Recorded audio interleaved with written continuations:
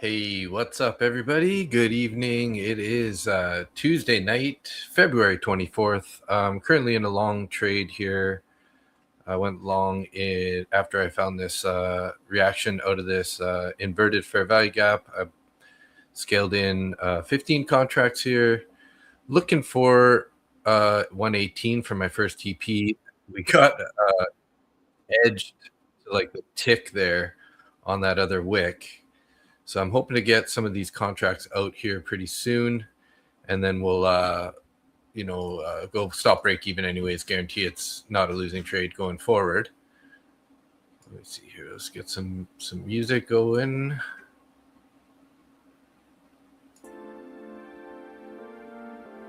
It's like we might hit our first TP coming up here pretty quick.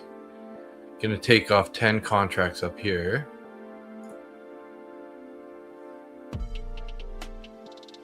But pretty nice trade so far.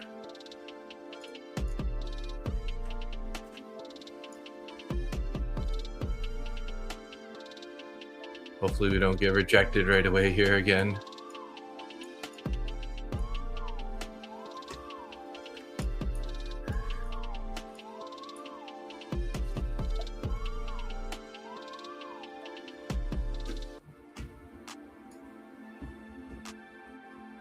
Welcome to the stream. I see that we got somebody in here. We have one viewer at the moment. Welcome.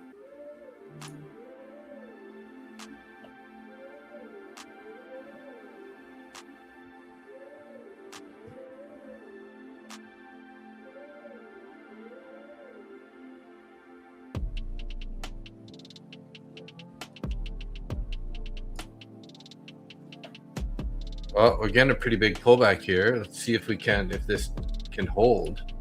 Hopefully we don't end up getting stopped out here. Never know. We got 2 rejection candles there up at the highs, which isn't very good. Could be trouble here.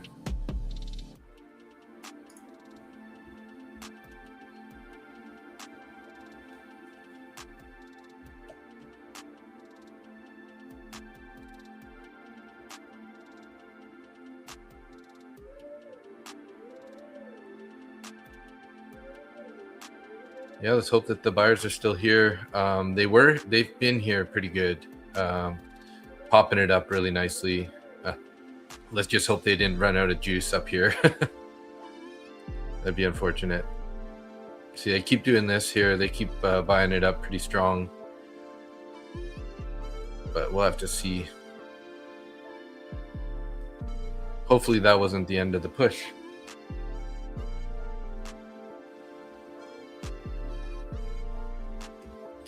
Mostly orders are above here on the book map. We're well above the 3 p.m., 6 p.m. East Coast VWAP, which would be, where's our 1500? This guy?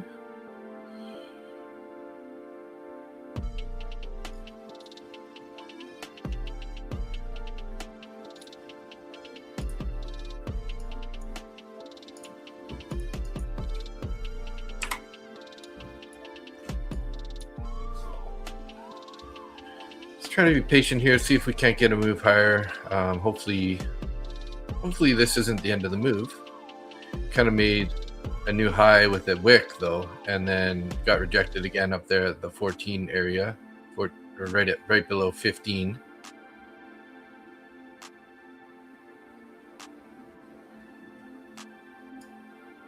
Some decent buy volume on that last candle.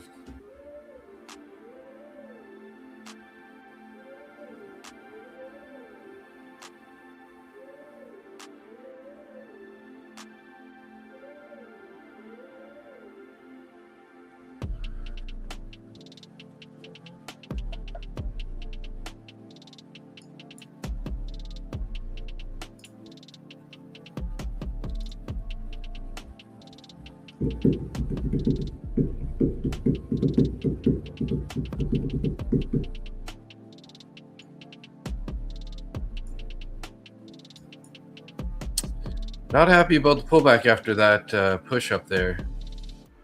Might need to think about taking profits here and then reconsidering this trade. Could get a better entry down in this fair value gap if we end up getting down there again. Yeah, see. Let's see how they hold. Let's make sure that, if the buyers can hold this level here, they have been recently. Saw some pretty crazy volatility in this area.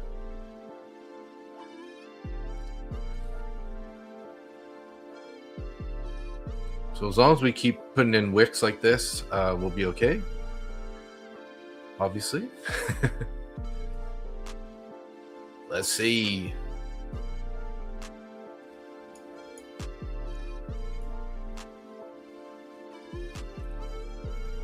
Little gap up there on the closure of that candle. See if the buyers can't step in here.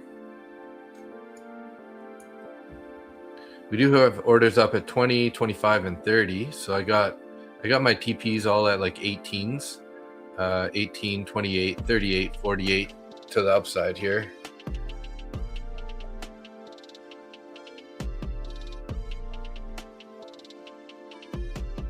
But looks like gold is popping up a bit, which isn't ideal for NQ.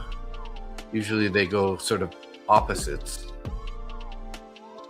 Hey, Q4 Pilot, what's up? How are you? I've been in this trade for a minute. I started the stream. We were kind of in this area, and then now we've been pulling back. We got a couple big wicks up here above the 112 area, so I'm a little concerned about that now after those two wicks and pretty strong pullback here. So fingers crossed that that isn't the end of the move here. We do have most of the orders above on the book map, so 25,000, 120, 130, 150 above, 140, 150 above. So let's see if these buyers can't step in and push us up here. Be nice. Are you taking any trades tonight? I still owe you a trade from that super chat.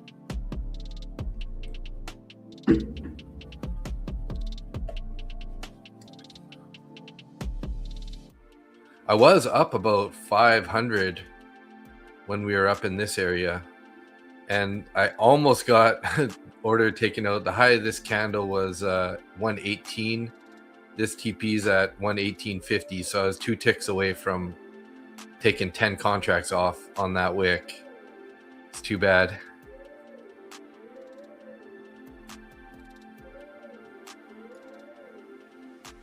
I'm actually going to move them all to 8, the 8 number with a flat 8.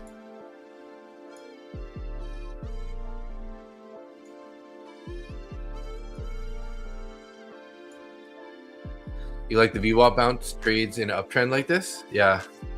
VWAP is quite a ways lower though. I hope it doesn't do that right now. I did when I first was looking at the charts, I sent up a bunch of orders in this bullish fair value gap down below with a stop down there, which would kind of line up with the VWAP, but I also saw this inverted fair value gap, which caught my interest. So I ended up getting in long. I probably should have taken some profits up here. We were up about 500. Regretfully, I didn't. So now we're back to the drawing board here. We got this trend here, kind of trend line drawn.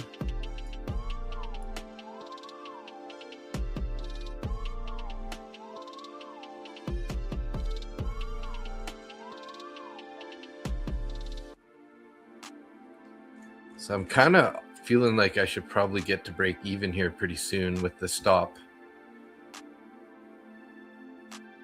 because we are risking the chance here that we're going to roll over just by the way that this price looks here.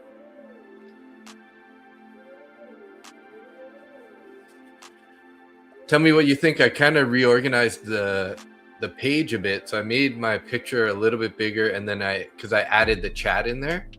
So I'm kind of like trying to line up the chat sort of with the picture and everything.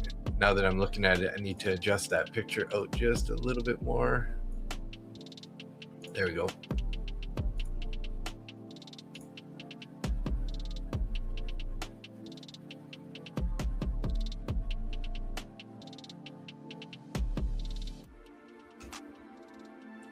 Pulling back here again, unfortunately. Thanks.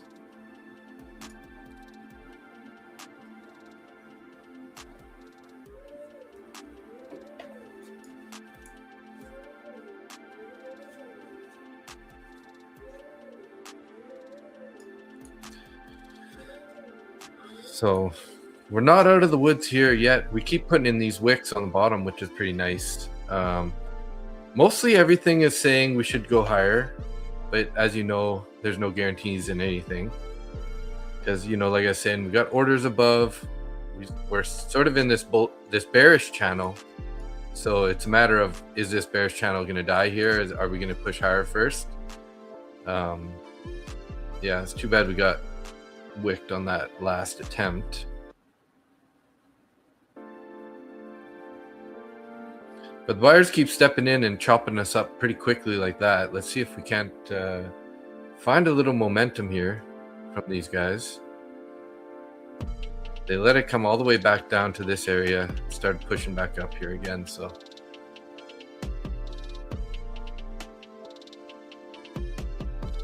how do I get my bookmap data? I pay for like the bundle, so you can get like ES, MES like on the CME, and then you can get the COMEX and the CBOT in the one package. So you got to pay for like their platform, right? And then you got to pay for their data. If you could tie your TradingView data to it, but it's only like a level 1 data. So it'll show you some, but it won't show you all the orders. So it could be a little misleading. So this is like level 2 data. So it's got like all the, in theory, all of the orders that are placed you should be able to see them on the book. Top Step. You might be able to tie this to Top Step. I haven't ever connected it to any but you would go into connections, and I think you go configure, and then you would add a connection.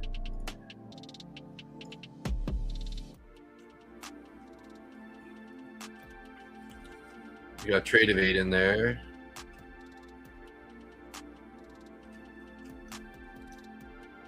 Maybe it's a DX feed. I'm not sure which one it would be, but you should be able to connect it like that. And a bit of a nasty pullback there. Again, we just need to make sure that the buyers protect this zone here. Obviously, if I get a candle closure down below this area, it's going to give me some concern. No, you pay Bookmap. You get it through Bookmap. So after you subscribe to their, pay for the platform, then you add their data bundle, and it's kind of the best one. I think it costs me a little bit over 100 USD per month for both. So I think it's about like 50 or 60, and then 40 for the platform. So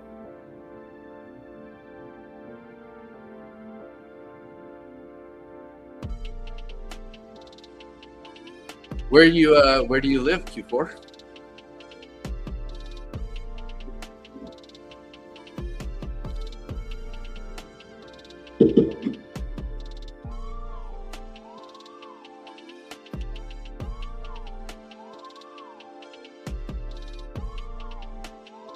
Portland, nice.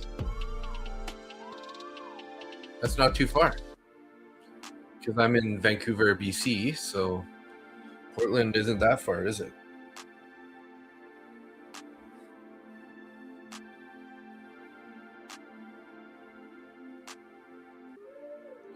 $400 kilometers. I mean, it's pretty far, but compared to the rest of the country, anyways.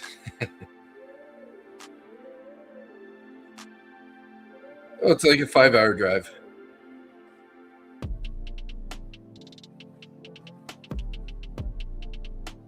Not too bad. Not too bad. Yeah, I love Vancouver also. I love BC in general. Vancouver is an awesome city for sure. Expensive, but that's not the good part.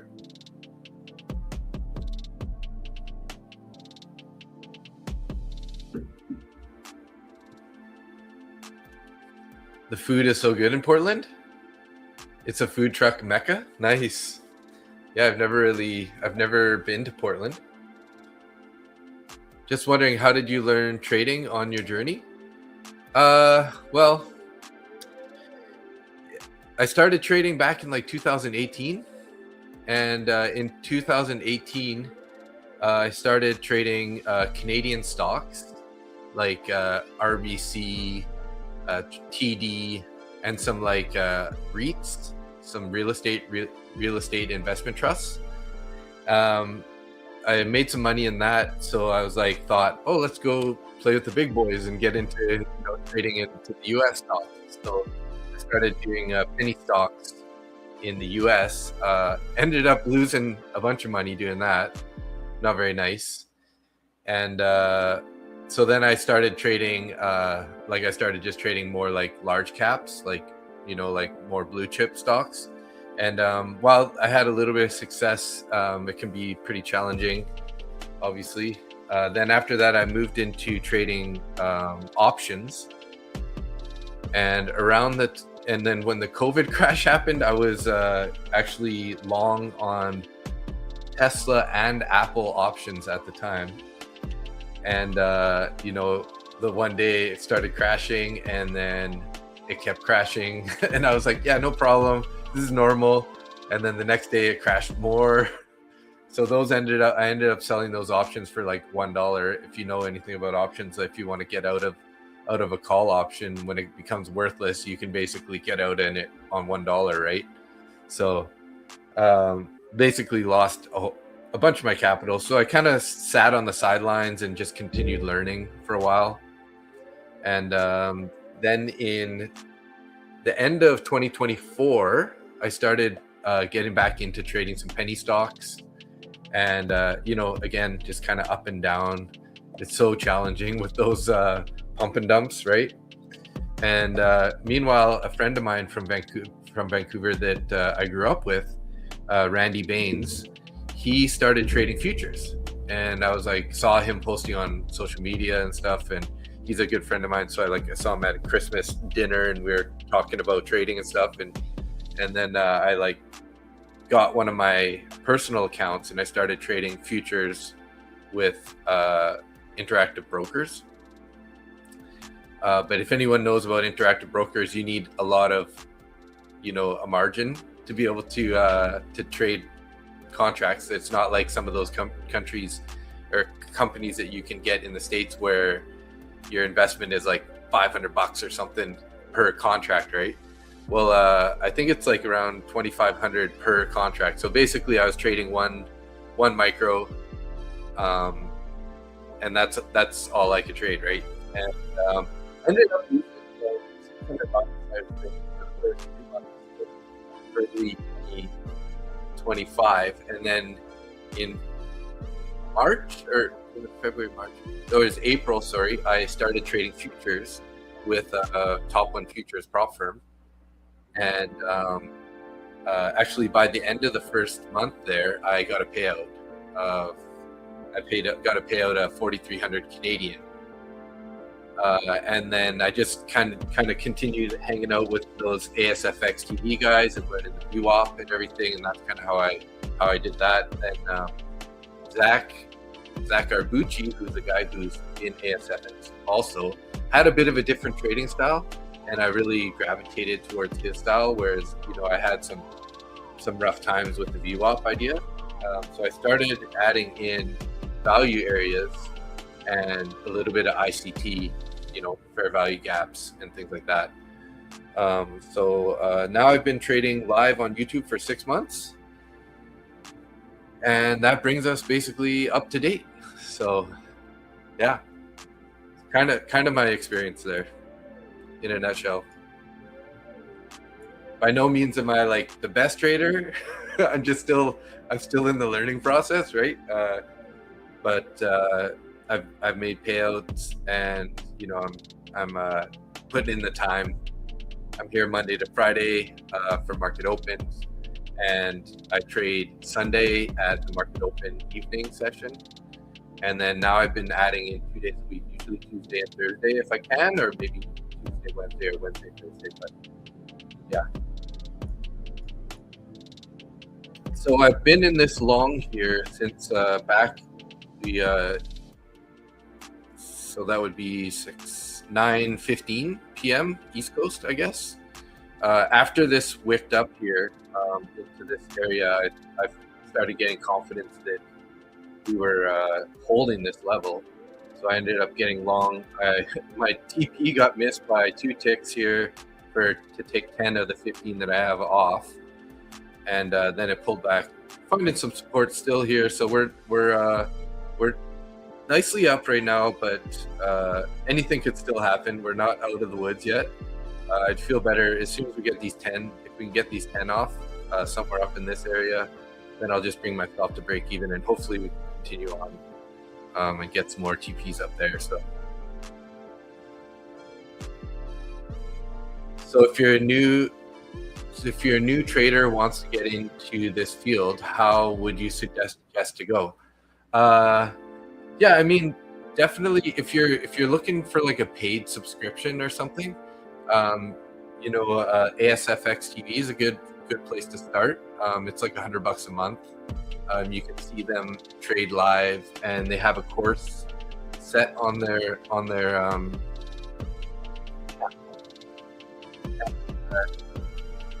you can get some good starting prices.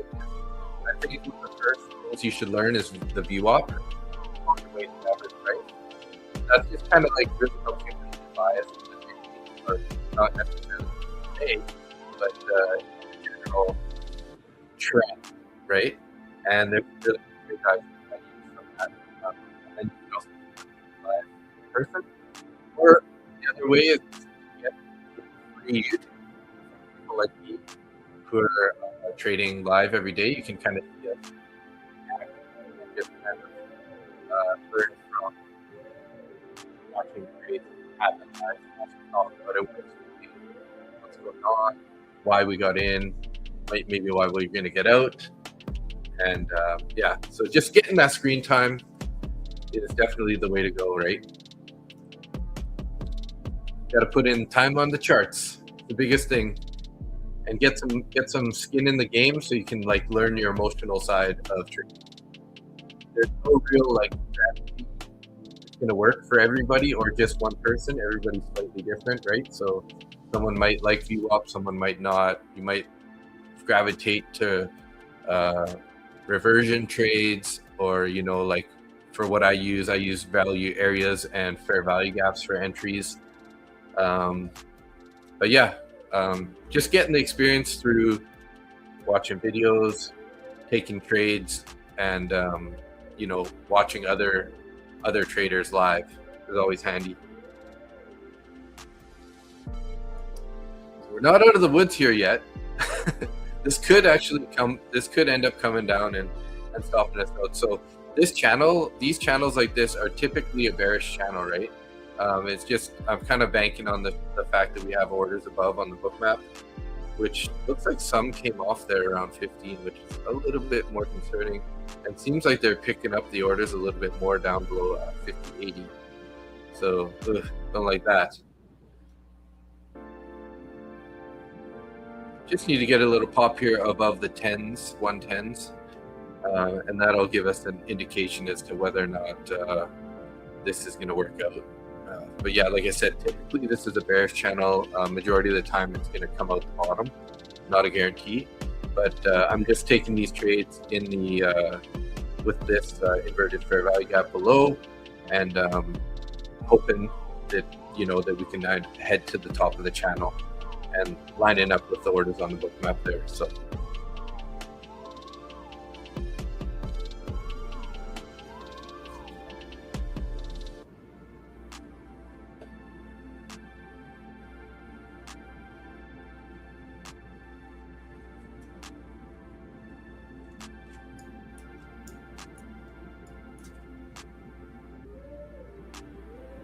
Yeah. What's up? Jose in the house. How you doing? Haven't seen you in a couple days. Hope you're doing good. Busy as usual. Let's hope we end up putting another wick in here, guys. We need this to wick up. Wick up.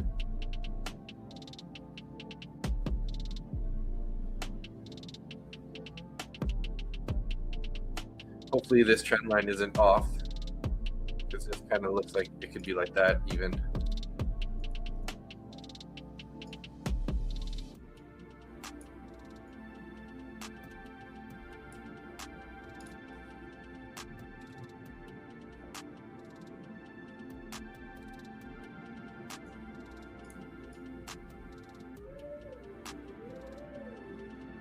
Being good, but yeah, busy.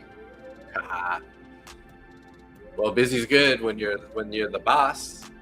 Come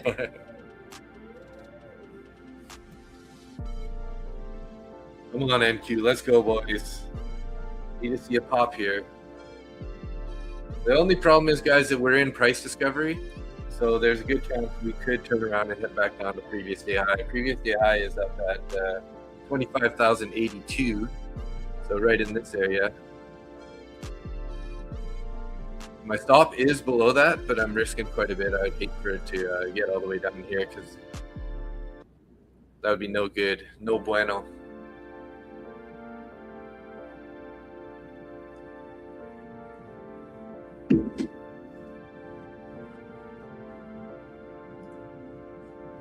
But anything could happen. So we'll have to see how this plays out, boys. Let's go.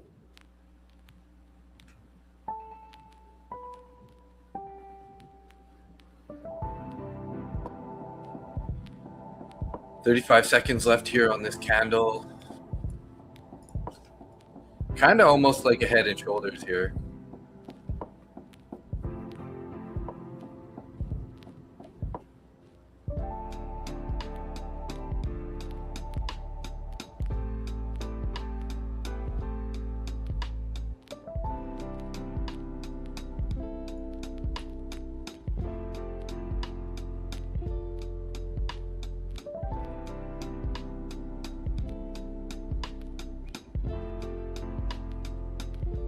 That's not a very good closure. This is the first candle that has closed down here, but we did before, and then look at that pop after it. Let's see if we can. Let's hope they don't just keep starting going straight down. It could be trouble.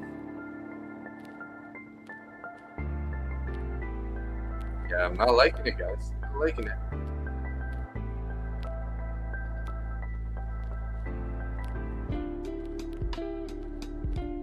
That's why I was saying a little bit earlier, maybe I should just stop this around break even and then look at repositioning.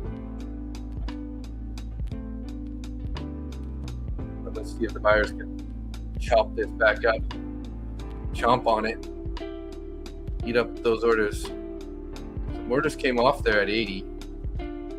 Did they go back on?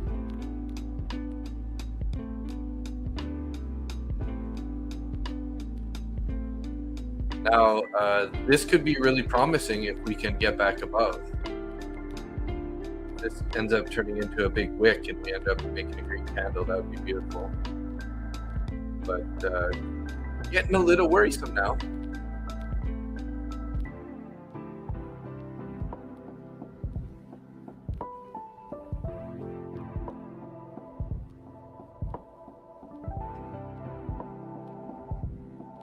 So this is 150K eval. I've had some pretty solid days on it, but I've also had some like max daily loss days on it where I sort of oversized a little bit too much. I think my max daily loss is set at like, let's set it to 1,000 here.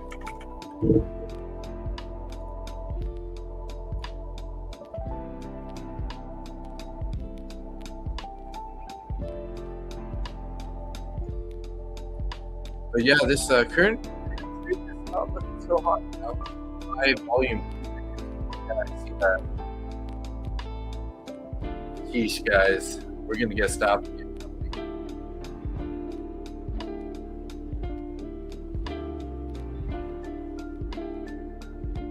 Yeah, and of course my top is right at VWAP. I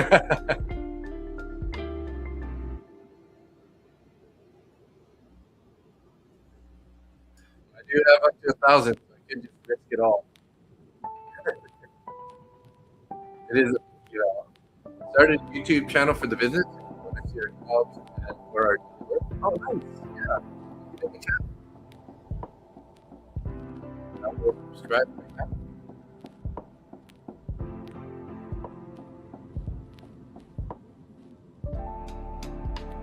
Let's go, buyer. Come on, go. Go.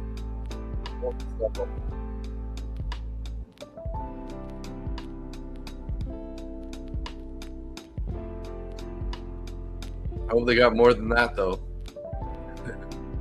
What we really need to do now is we got to invert this. Okay.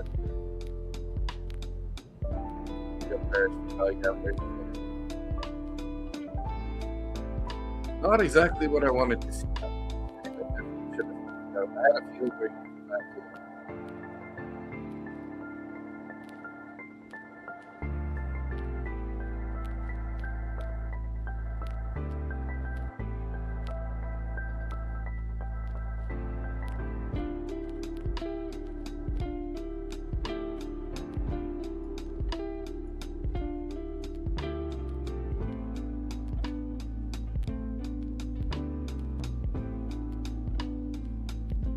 Need those buyers to hold here.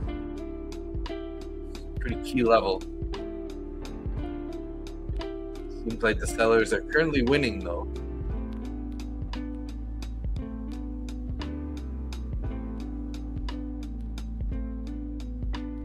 And that's what I was saying about this bullish channel here. Like, typically they break down, but whether or not we're going to be, completely broken down here is a different story.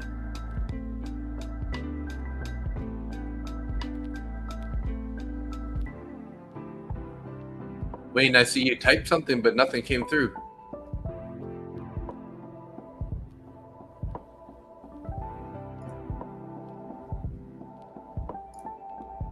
You're saying, get out, butcher. Damn. Well, if they close it below 79 here, that's really bad for this trade here.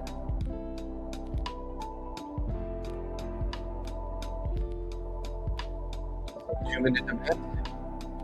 Yeah, we're on the 2 minute right here, and let's check out the 1 minute.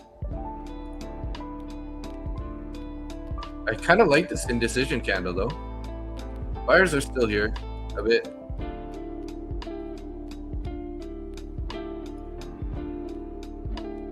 Although it looks like high volume is mostly all selling pressure.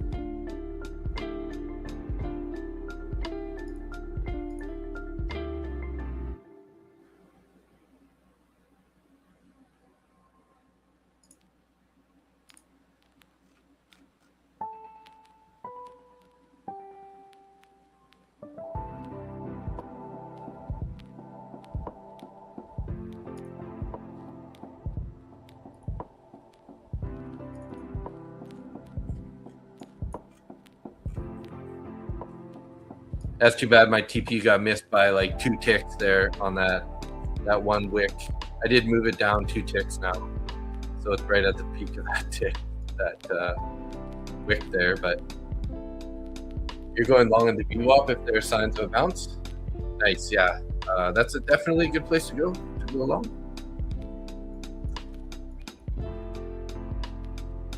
Low volume down bar.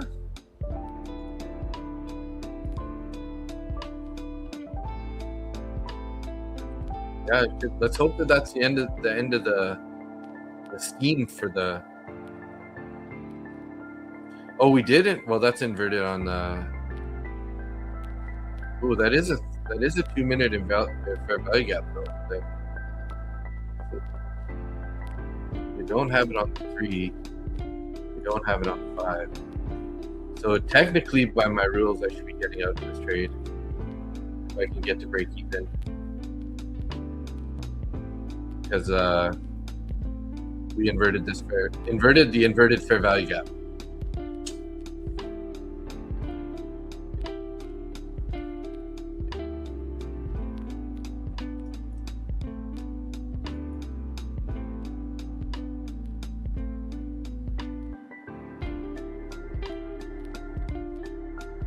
Come on, buyers, let's go. Pump us up. No, don't pump it down.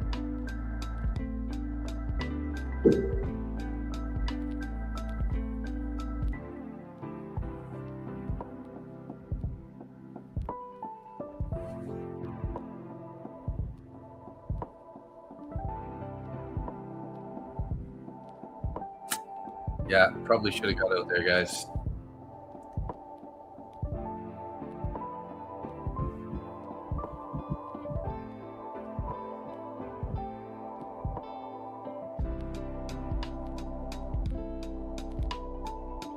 Probably should have cut it and then look to re-enter here at the VWAP if we get a reaction.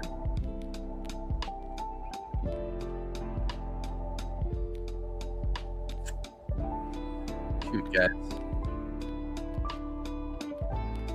This trade was looking so good back over here.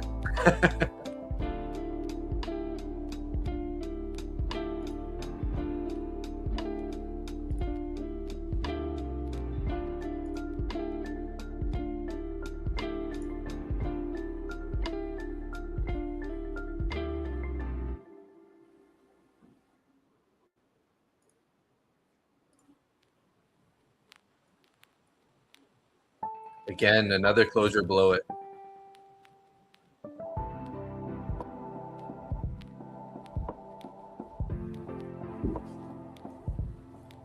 Let's see if the buyers can step in here. At least retest this bearish fair value gap up here. They need to do that. That's why I'm thinking if I can get up to there, let's just stop it out and minimize the risk here on this, minimize the damage.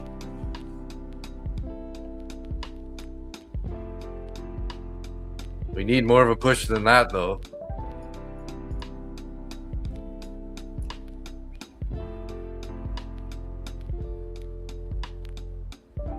It's trouble, guys.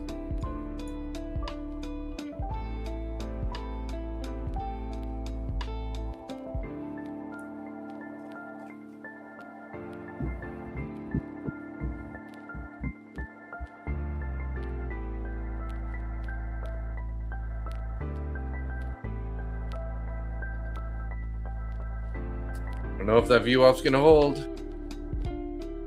Guess we'll find out here pretty quick. Looking like it's going to be a big stop out, though. Do got a couple more points there. Going to be a max daily loss, though, it looks like, on this account. Come on, VWAP. Have faith. Uh-oh. No. We're done here, guys.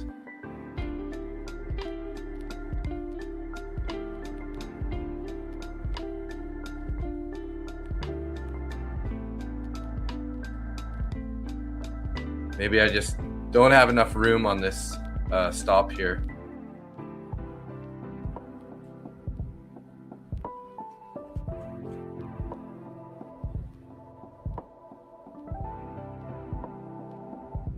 Yeah, it's not looking good, boys. Not looking good.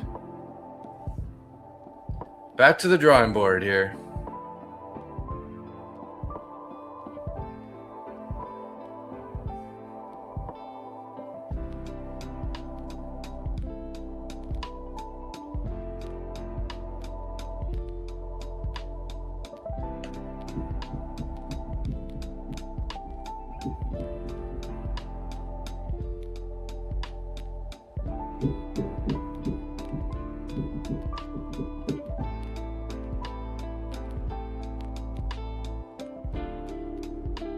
VWAP faith, come on. You're short 20 MNQ at 108? Wow, nice. That's beautiful. No, come on, guys. Get back up above that VWAP. Don't do it.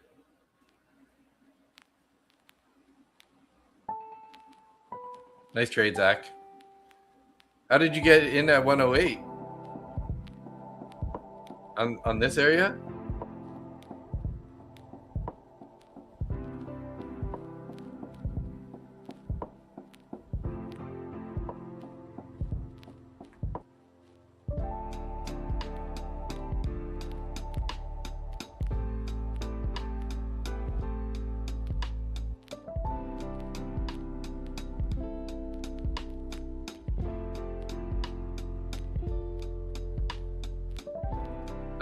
Basically, I'll have like 2 more stabs at taking larger size trades on this account for it to be down. So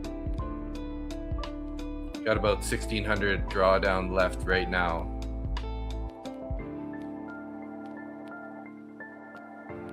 There's still a small chance we're going to recover this, but I don't know, guys. It looks pretty heavy. Look at this pretty high volume selling pressure.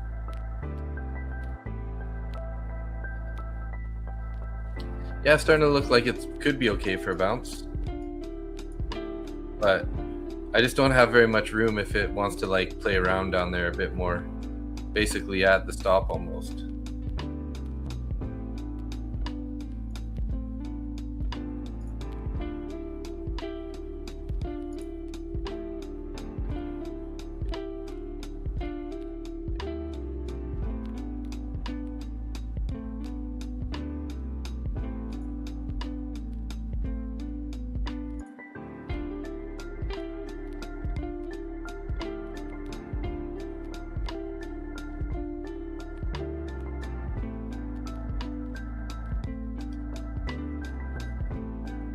Oh yeah, the CVD's still so green, hey? It's been pretty bullish, you know, since we started. I mean, I kept it running too, so it kind of has all the whole day's session in there.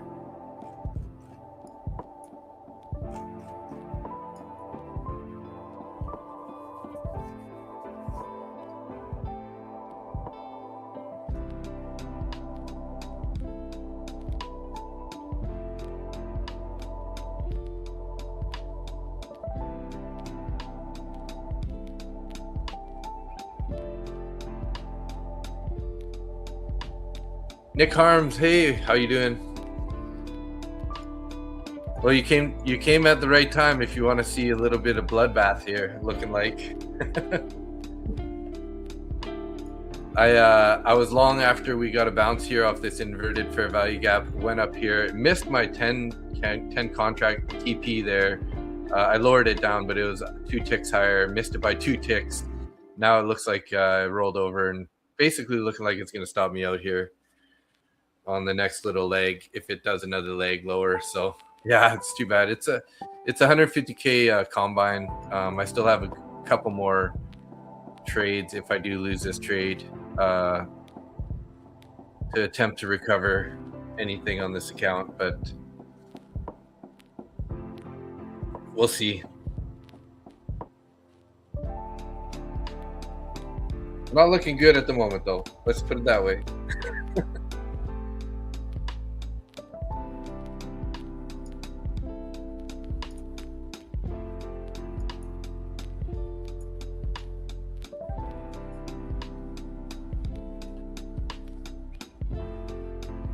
Yeah, this is a bullish fair value gap. I think it's on the 5. But kind of last line in the sand here is a VWAP if we can hold this level. But like as you can see, I'm so close to my stop here. I only have, you know, I only have $1,000 drawdown set for max loss on this account. So there's not a whole lot of space to the downside here if it goes any lower.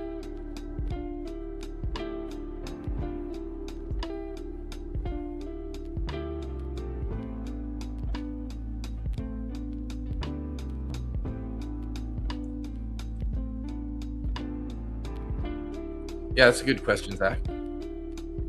Uh-oh, there we go. Gonna get stopped.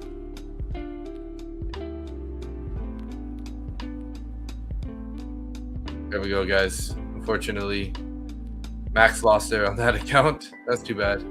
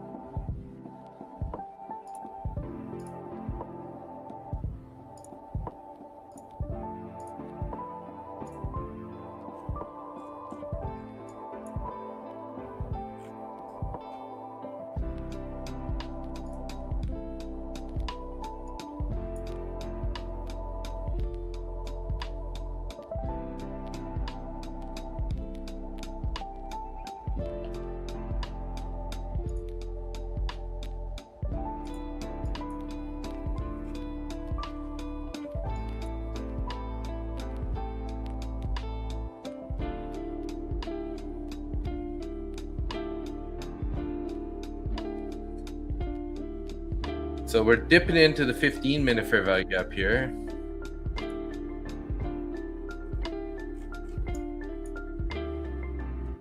Let's put this on the 15 here. You'll see. Huh? Oh, it's a 30-minute fair value gap, actually. Right there. So we're kind of dipping into that guy. This was where my original target was to be a buyer.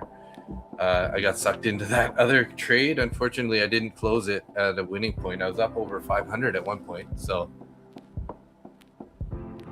you just bought a funded on Tradeovate, looking to pass your eval now. Nice. Yeah, it's all good. Q4. That's just an eval I've been working on. I mean, it's not the end of the world.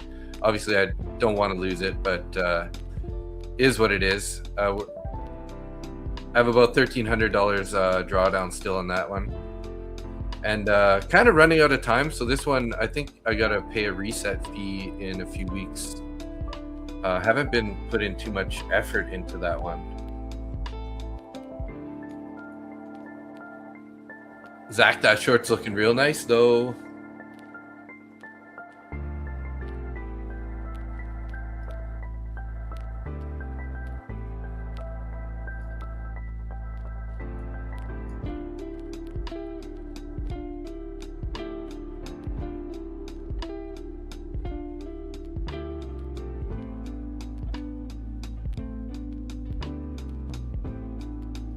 You're bearish on NQ? Yeah, for sure. I don't blame you after this happened. We're coming up on the 10:30 p.m. East Coast candle here.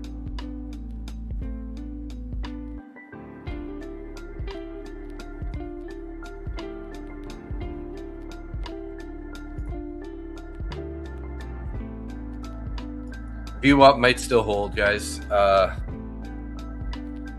We already have engaged the point of control since the open, so you know, that's why I was worried about this. We're in price discovery up here, but I said, you know, we might end up pulling all the way back down into the value area, get back into the agreed price.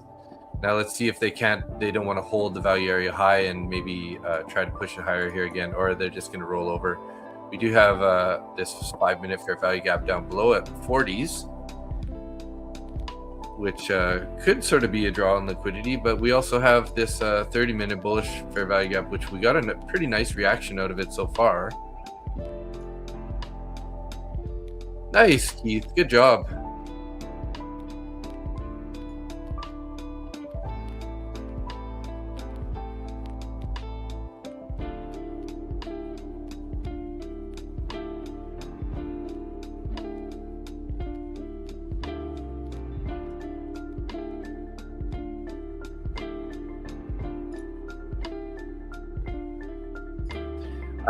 I started the stream a little bit earlier today because I have to get to bed early. I'm up early tomorrow morning, so probably going to be ending the stream at around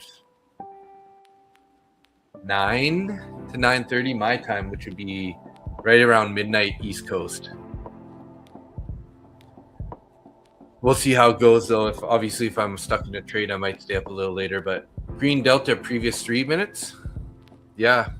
It's been definitely growing back up here.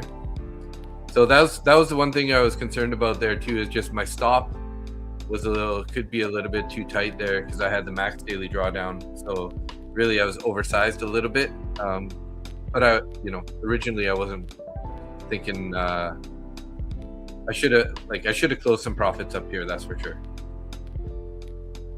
You're stuck going long? Yeah. Where are you long? Are you stuck because it pulled back on you? I feel you, bro. This one hit $1,000 in the max daily loss here on that pullback, and I was up like 540 or 550 up here. My TP, one of my TPs was up at 18.50, and this candle topped out at 18, so I missed 10 contracts there by 2 ticks. And if I would have got that, I would have put my stop to break even, and we would have been, yeah. You're long at 60? Nice. That's a good place to be long. Right in this 30-minute bullish fair value gap.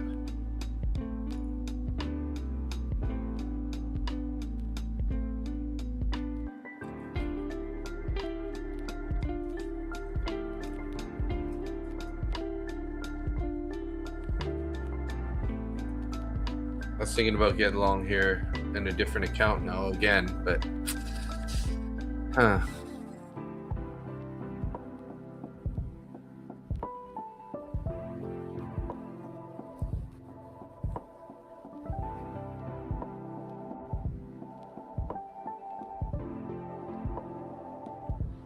need to get back up above 77 here.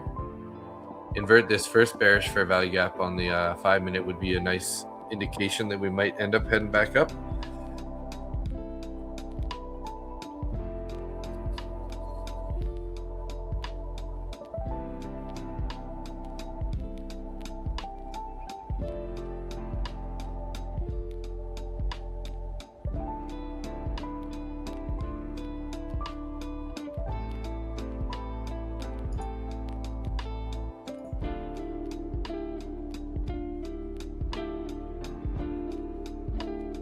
I do trade gold on occasion. I wasn't watching it today necessarily, but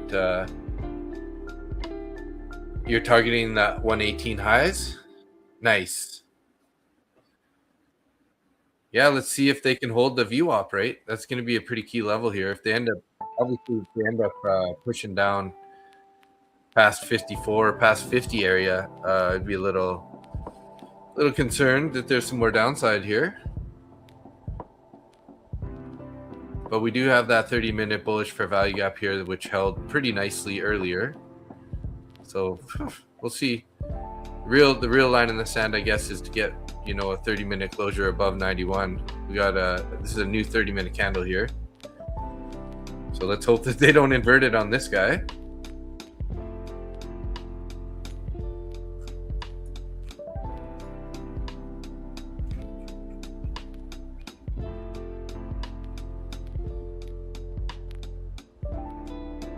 Yeah, it's looking pretty crappy right now. It's not cooperating for longs anyways. Zach's going, yeah. Zach's in a short from up at 108 area, I think he said.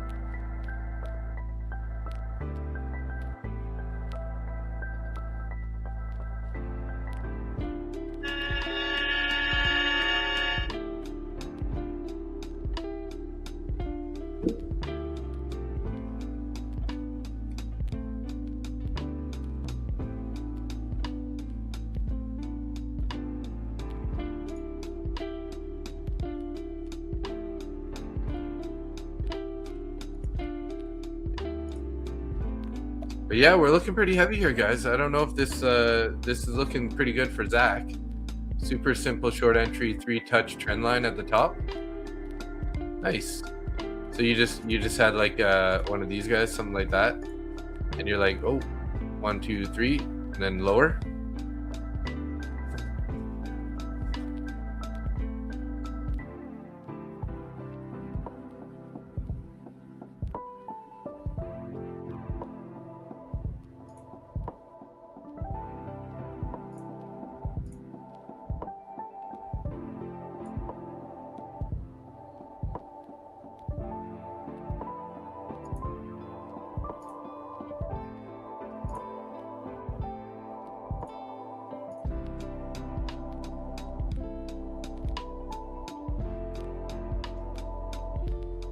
Yeah, it looks like we're heading down for this 5-minute fair value gap, guys.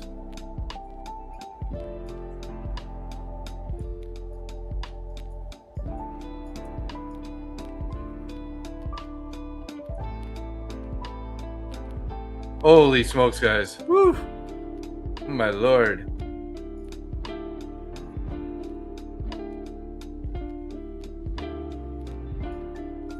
That was quite the breakdown there. Holy. Congratulations, Zach. Beautiful. All the way down, touch the 200 EMA, guys.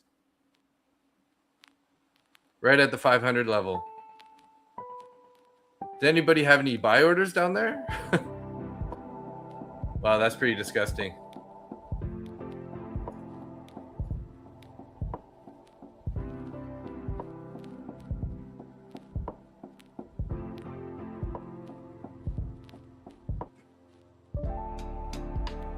Posted a chart on current down wave with Delta. On charts.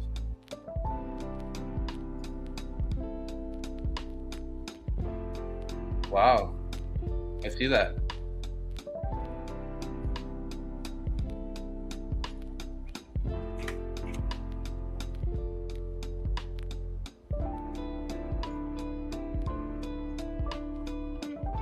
State of the Union comment did that?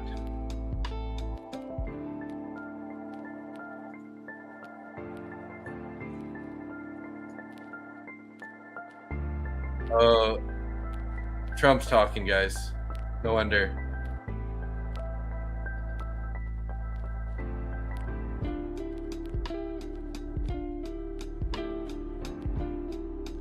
You missed the whole sell-off there. Did you have a take profit down there?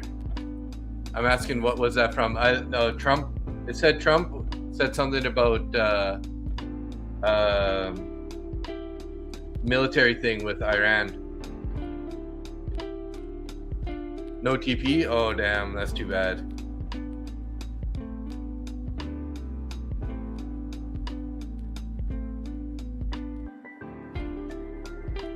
Yeah, Trump said something about the military, and that big drop hit my TP, but it did not close the trade. Oh, there was no volume. There was no volume at the TP, I guess. Crazy.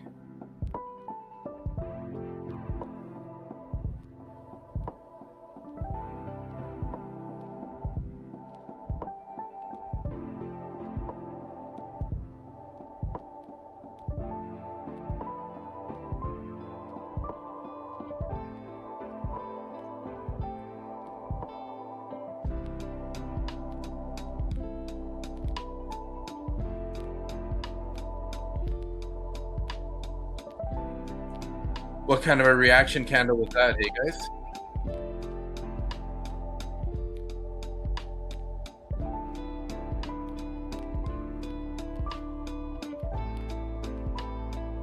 That was like the first Trump candle we've seen in a while.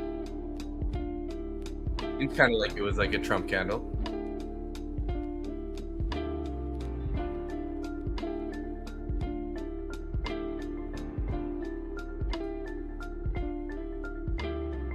Hit that bottom support, yeah, right down to the 200 EMA and the point of control there.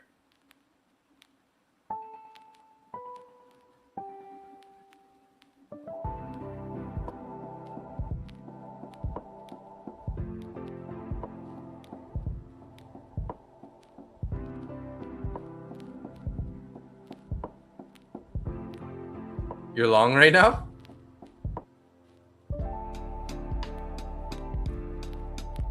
We're getting a nice bounce, that's for sure. Yeah, brutal retrace for sure. If you're short, like you missed quite a bit there, hey? Like 100 points on that wick or something.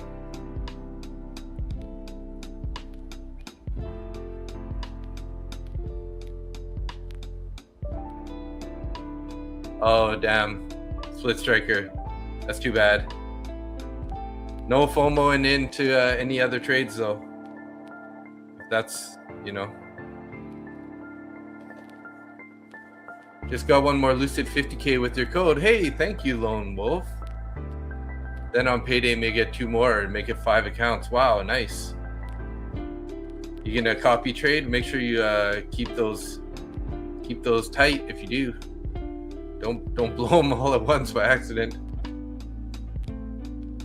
We are about to blast. You think it's gonna turn around and blast off to the bullish side?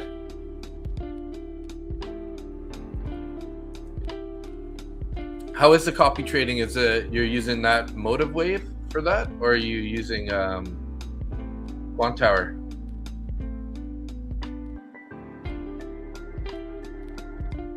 Oh, you trade 2 at a time? Nice.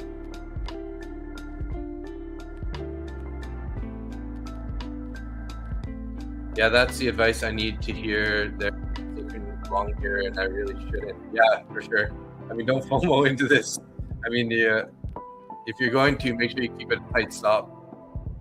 Motive wave right now, and also have it set up in Quantire. Nice. So you can use either platform right now.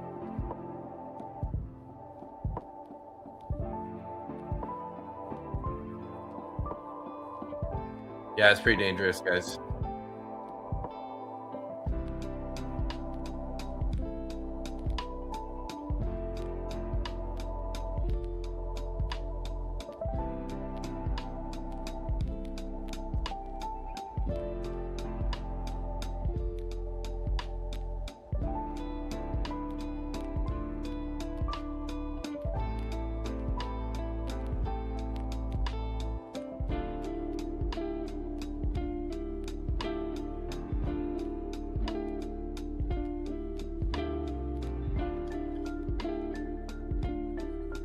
I wonder if that's going to be the bottom, hey?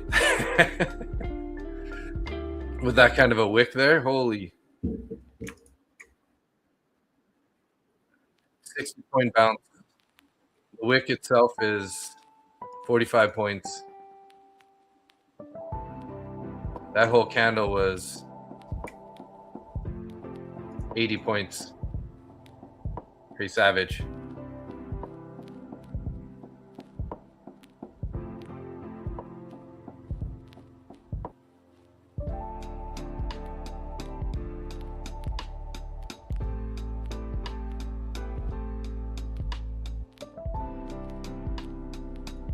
Yeah, slingshot it. Yeah, it was like an instant whip down and then back up.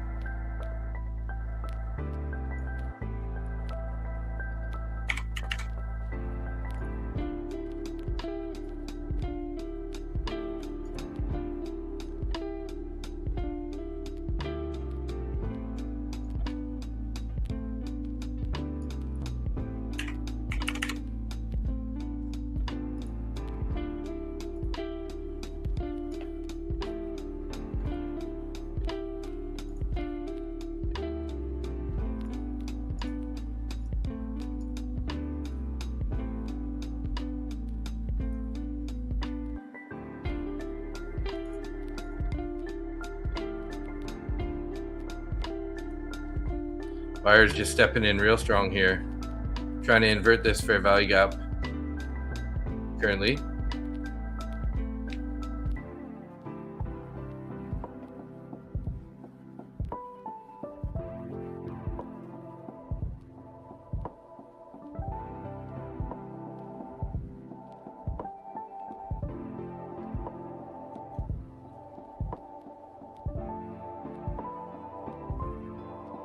Three-minute 1800 plus delta swing.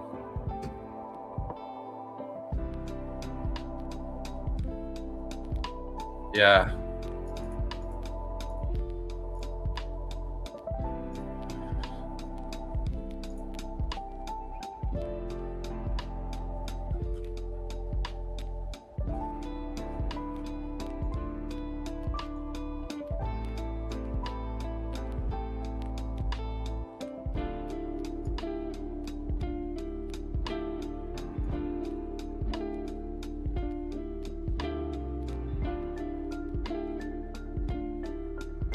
You know, normally when we have a candle like that, such a strong take of the VWAP, I would be thinking about taking a short here at the retest of the VWAP.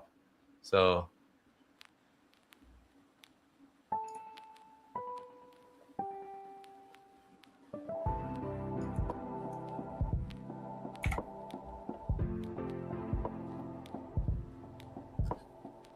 but I just don't really trust it, guys. I don't like trading it when we got kind of like news like this. Although we didn't see Trump unveils plan to tax cuts. No, that was old. I'm surprised they didn't put anything on Financial Juice regarding that.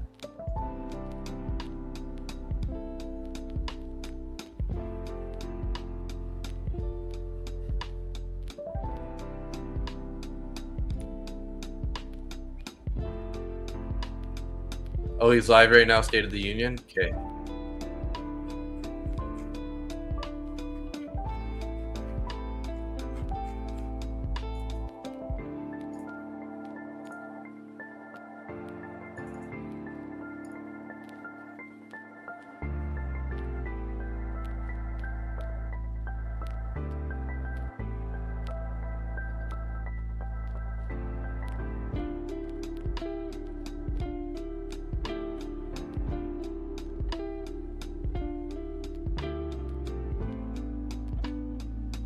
Well, anyone who got in around the PLC is sitting pretty right now.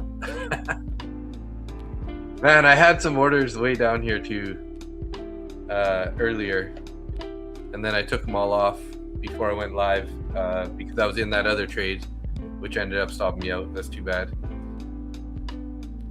Should have just left those orders there originally.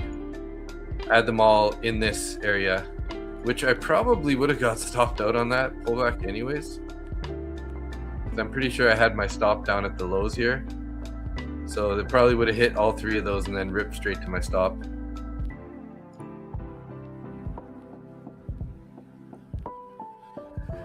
Yeah, we need some green delta above VWAP for us to say we want to go higher, that's for sure, right?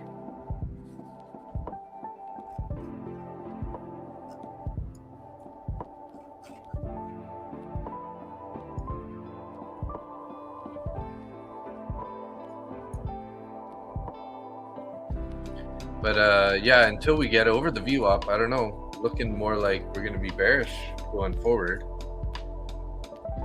Obviously no guarantee, but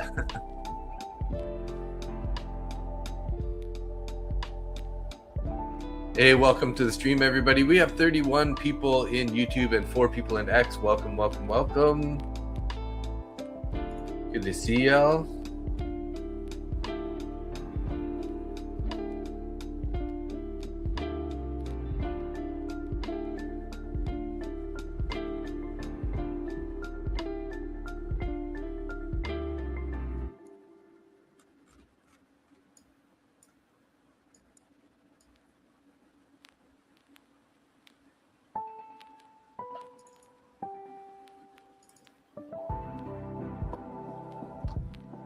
MACD's still looking pretty bearish, guys. We're still spread open pretty nicely. It is curling a little bit at the bottom here, but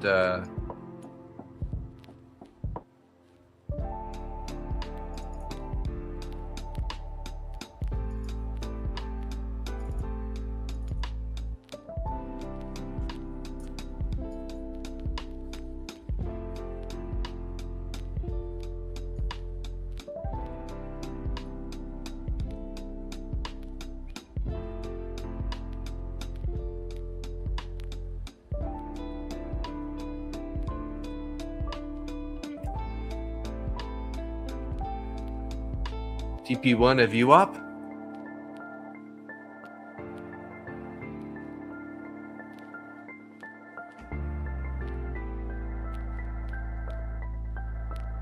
So you're obviously you're long, Wayne, from somewhere down here.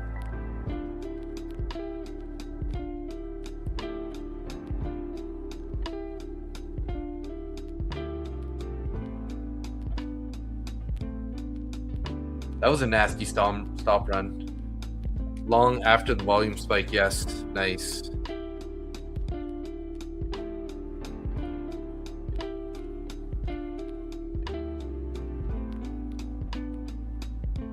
Every time they chant USA, MNQ drops a few points. Really? At the State of the Union?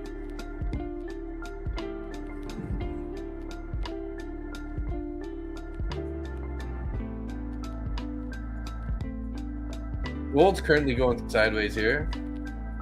Not looking that pretty.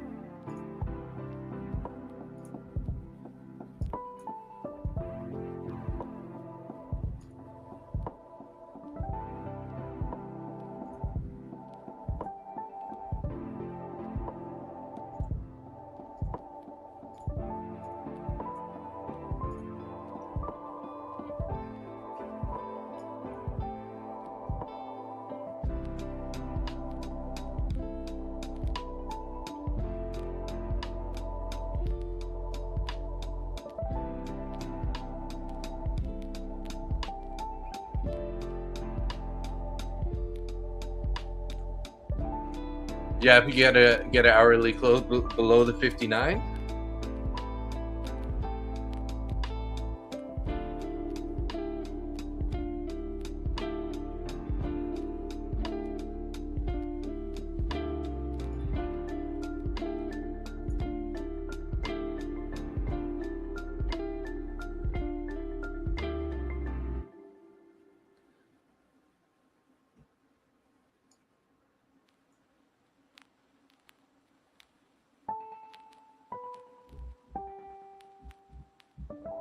How long do we have till that? We got 10 minutes to the hourly close, hey?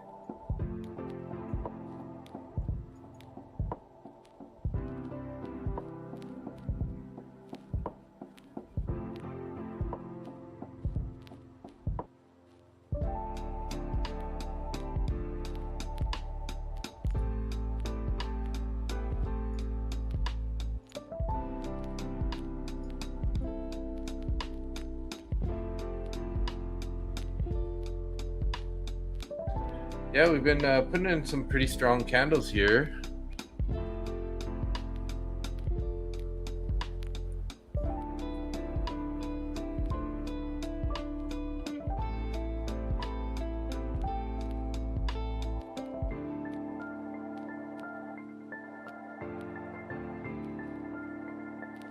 Decreasing volume though.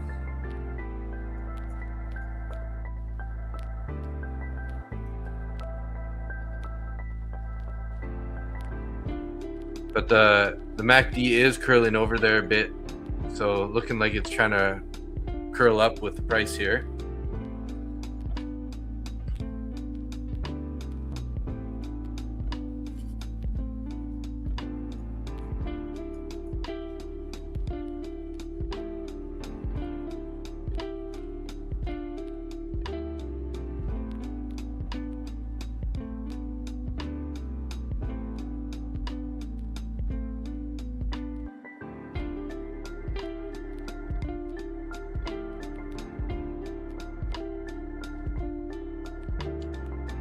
Yeah, the price is getting tight.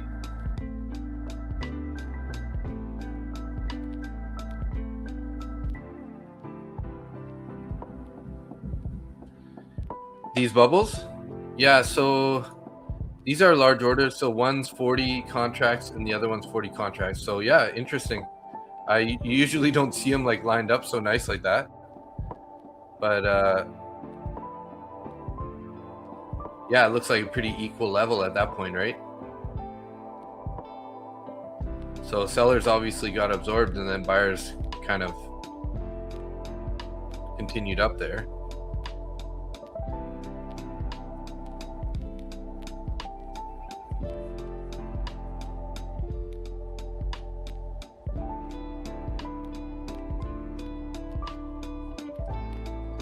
Yeah, it's pretty strong V retracement, right?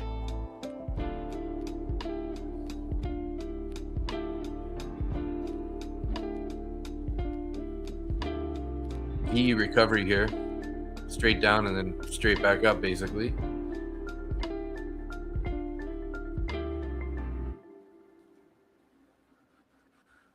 Sort of struggling here with the value area high and then the fair value gap above there.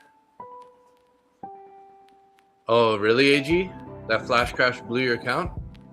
Oh, I'm sorry to hear that. You didn't you have any stops in there, or? That was a nasty crash. I don't know. Trump needs to stop talking in general. Just the only time I didn't put a stop loss got me, of course, right? Figures.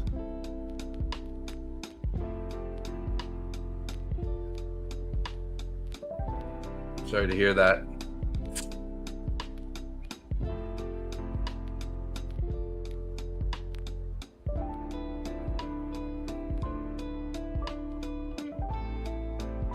No, you haven't been banned. Not at all, Lafta. Just, you know, sometimes YouTube will like filter chats. So it's possible it filtered out some of your... Somebody told me the other day there's a couple, there's top chat, there's live chat, and there's fan funding. So sometimes the chat will like sort of organize, like YouTube will automatically organize your chats. So it's possible you were in the it was still in the live chat, but not in the top chat. If you click that little drop down there, you can see.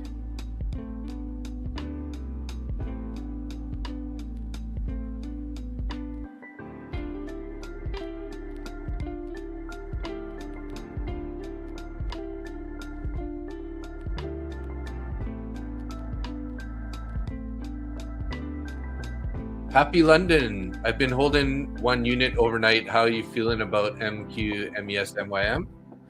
Well, I was feeling pretty bullish up until a few minutes ago.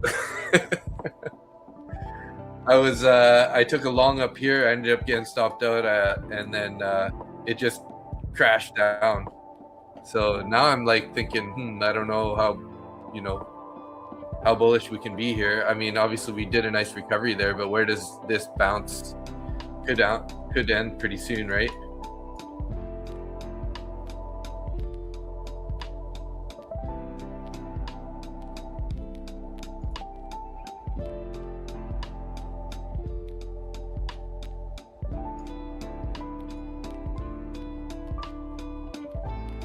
Big wick up there, right to previous day high. It's definitely looking strong, guys.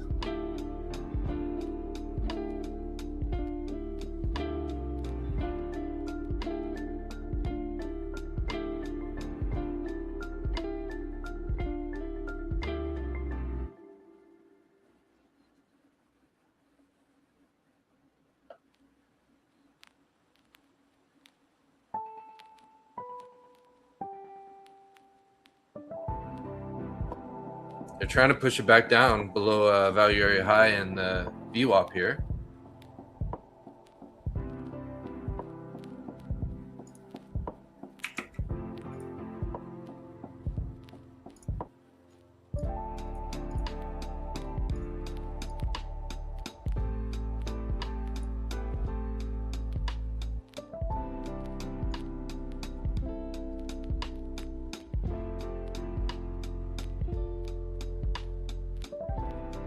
I'm waiting for the POC and keep moving. Just reject all this if Trump don't STFU. Yeah, of course. I know Trump's blabbing away here, so the shorts are desperate. They're trying pretty hard right now to push it back down. That's for sure.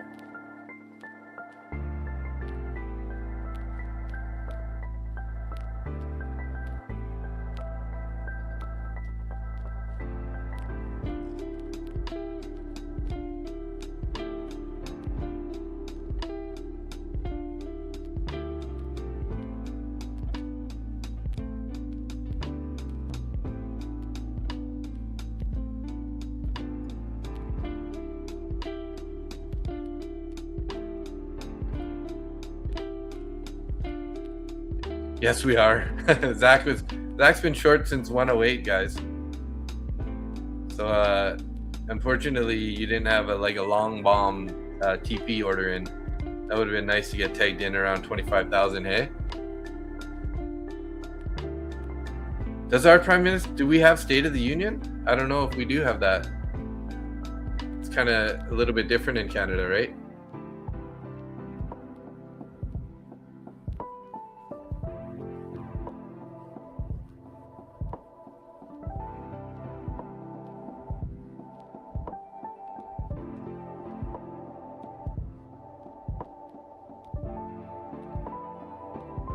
Our Prime Minister is like a curse to all our sporting teams. Every sporting team that he goes to is the teams end up losing. Goes and gets pictures with the team and they end up losing. Sucks the juice out of every Canadian possible. It's a vampire.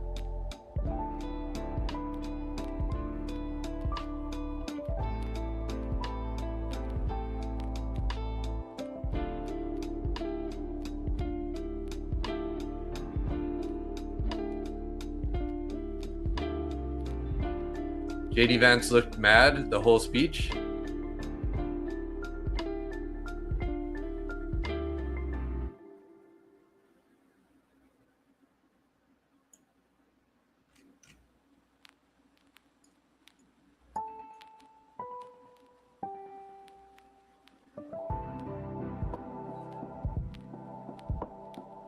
It was like an hour gang.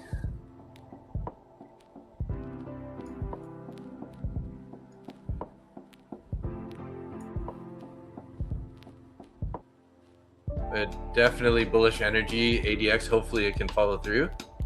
Retest VWAP. What signs do we look for in a VWAP failure? We need a nice strong candle closure below the VWAP there. If more than 50% of this candle is a closure below it, that's definitely a good sign. But rejecting off this fair value gap is also a pretty good one here at the 75, right?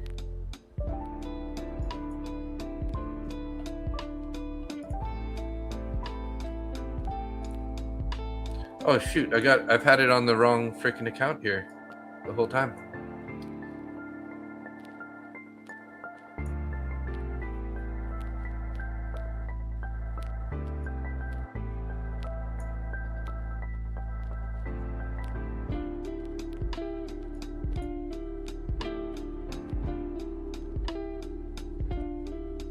A 2-hour speech.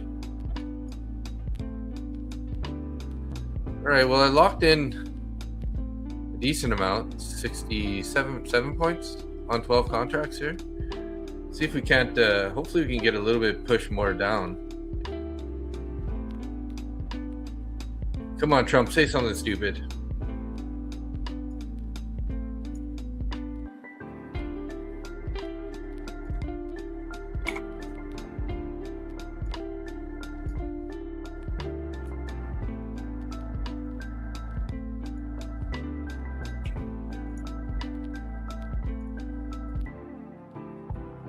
Covered a little bit there.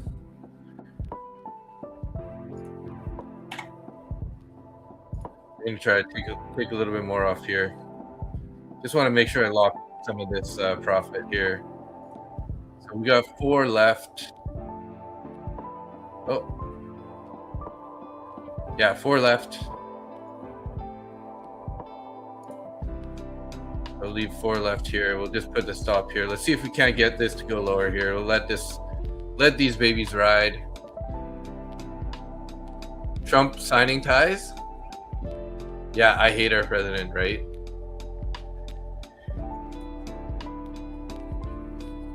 Next time you get to vote again with your ID. Oh yeah?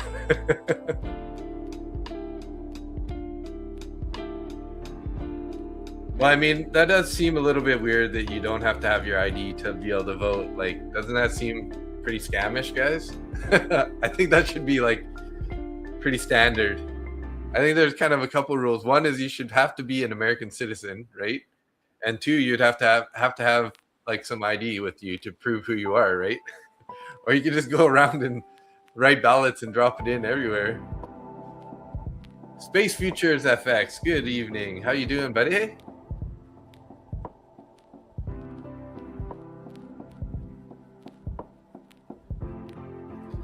Thinking about taking 2 more off here, guys.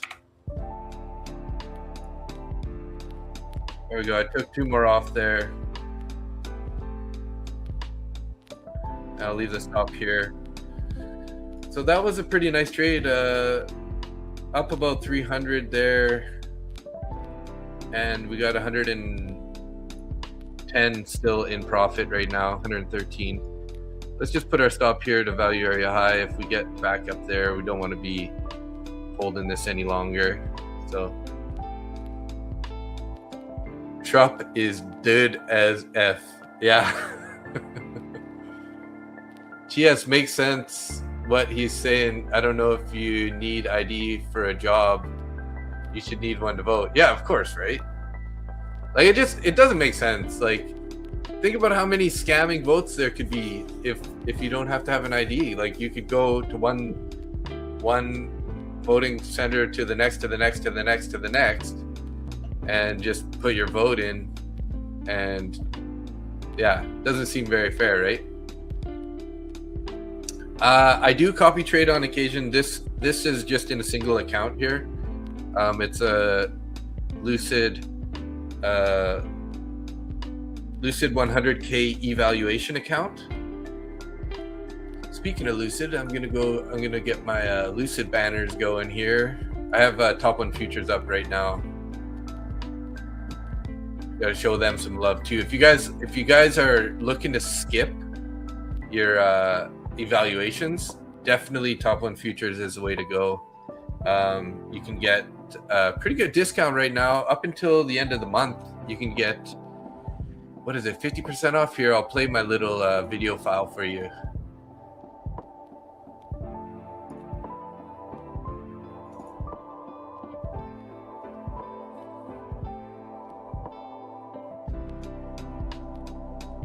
Should become a trader.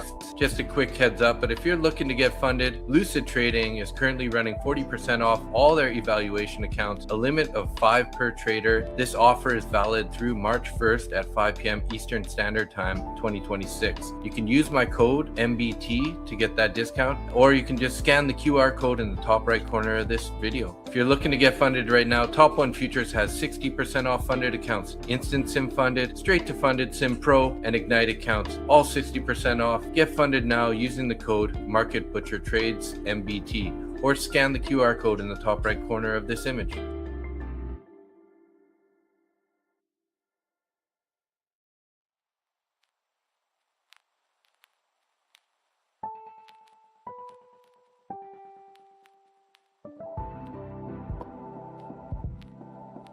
Stage, there we go. We're back.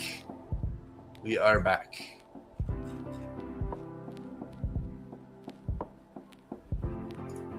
But that's more so, like I say, more so if you guys are thinking about going straight to funded. So let's see. It doesn't work that way here, bro.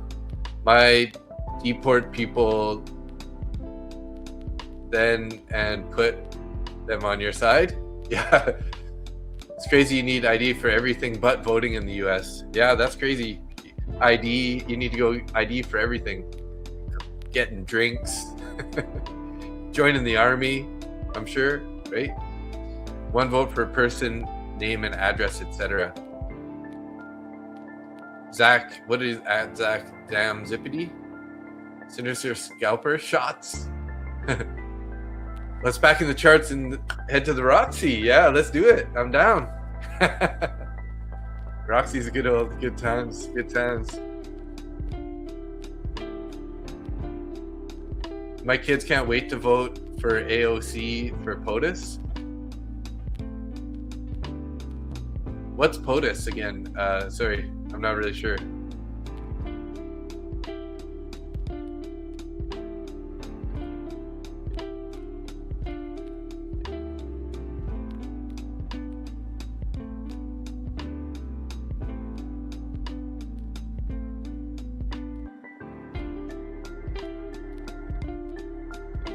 Oh, for president? President of the United States. Oh, gotcha. Thanks, Zach. I'm such a noob, eh?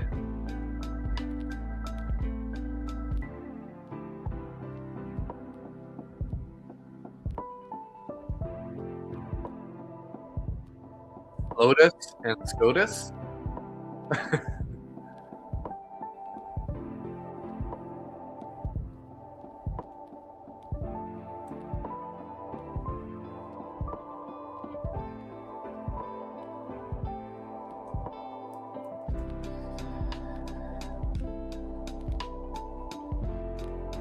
Oh, First Lady and Supreme Court. Nice.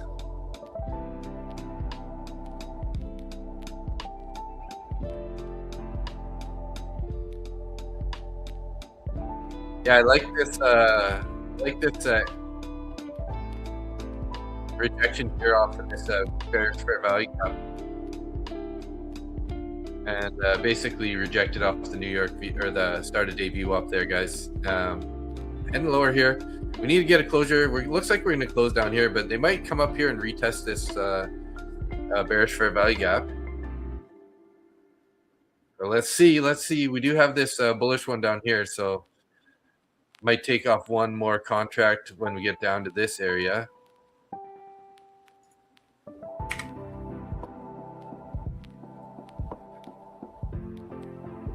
down at 40.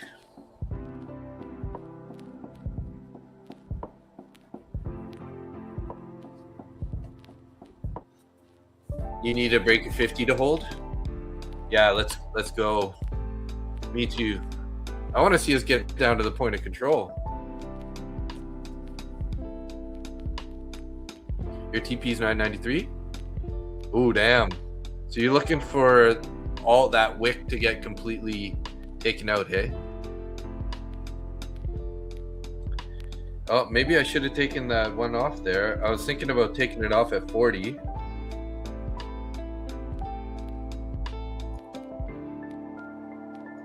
Yeah, I'll put an order here at 40. Let's see if I can't get this one off.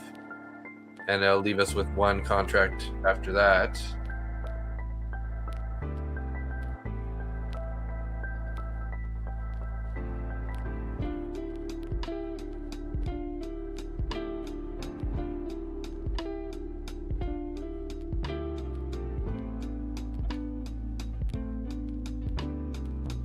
Yeah, you think we're definitely filling the wick?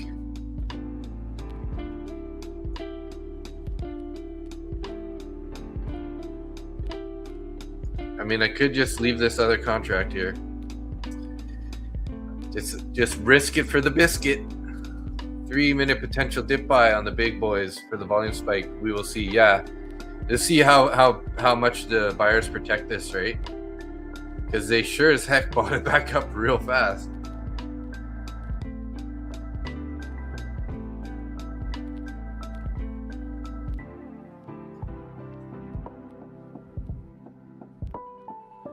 Yeah, if we can get down towards here, I'll definitely just take this one off and then I'll bring my stop down a little bit more here.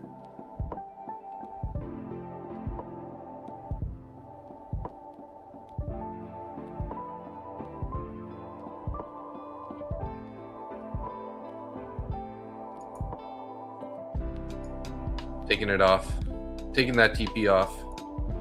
Can just move my stop down a bit more here.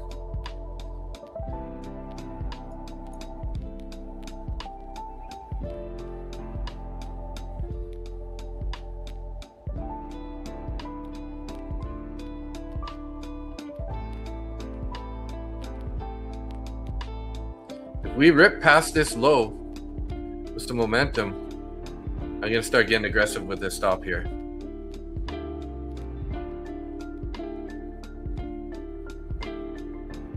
Yeah, I'm taking one off here, guys.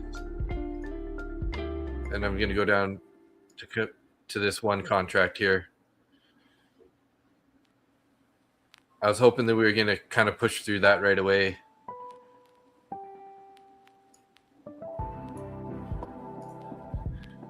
So this is pretty decent trade here. We're currently up 450 in this account on this trade.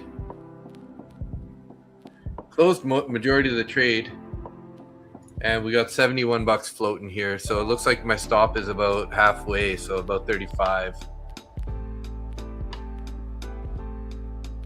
So not hard to overmanage sometimes, I know, right? For sure. So hard not to overmanage. Yeah, I mean, I might be overmanaging it here too, right? Where I could have just held on to those and just been patient for POC, but I already took some losses in that other account, so I'm like feeling like I need to just lock it.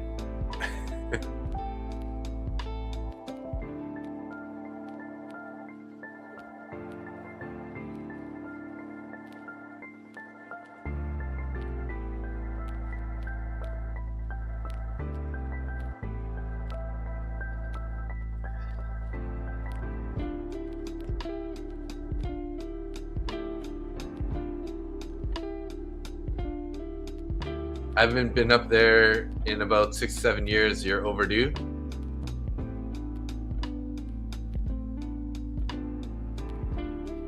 Yeah, it'd be nice. I haven't been up to out to the Roxy in probably about a year or more.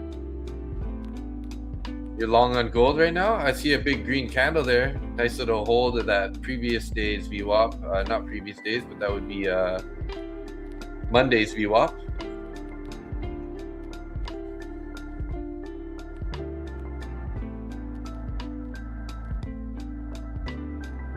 you want to go straight to number 5? Have you been to number 5 Orange, Sinister Scalper? We should, you have a gold membership at number 5?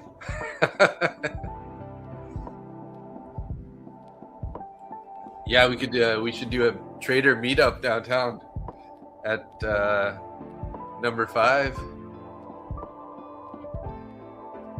Be a little awkward. We'd be talking charts with peelers everywhere. You got a giant bull flag on gold? Oh yeah, it's looking like it. Kind of looks almost like a head and shoulders though. That's what they want you to think though. Oh, you've been talking about the Roxy. Yeah. It's like one of those bars where you can see people like from like, you know, just of age, like 19 and then 45 or 50. There's like a range of every age in that bar.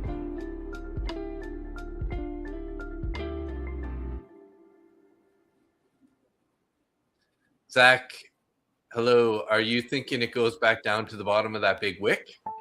That's what Tim's asking. Then we stumble into the Roxy Burger after hours to stoke up the booze before bed. Yeah, sounds about right. Been there, done that many times. Sometimes I'll go to Pita Pit also. And they had this, I don't know if you went there, but they had this little like toonie bullseye where you got to throw the $2 coin and get it in the bullseye. If you got the bullseye, you get like a free sub or free pita pit. Pita. It was pretty good. I won that before.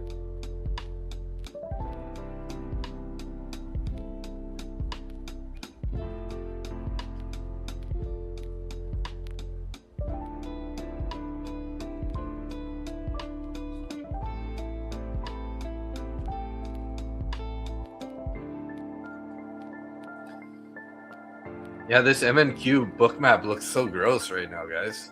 What the heck?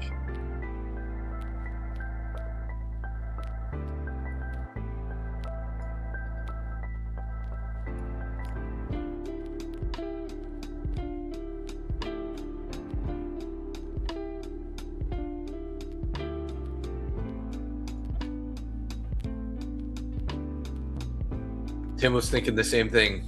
There you go, guys.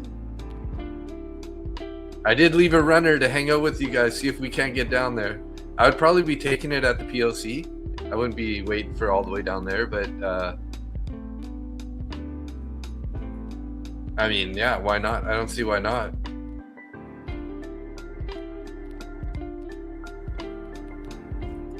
And sort of the current point of control, as you can see by this volume, visible range volume profile, sorry, these blue and yellow here, this is actually the point of control right there. So I would be careful around this 20 level. Definitely is a draw on liquidity, but whether or not they end up holding this and going higher here is going to be, could be the line in the sand, right? We got a couple below. So first things first, we need to invert this fair value gap. So a 5-minute candle closure below 32.75 area would be sweet. Then definitely we're going to be going down to 20 or 10 area.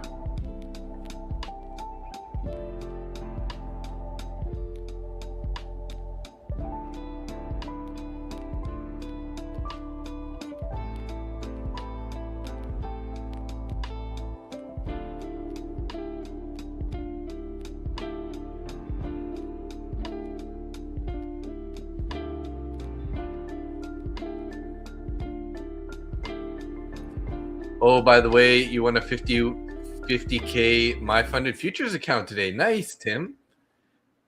That's awesome. Oh, hey, Dad. Good evening. Good evening. How are you?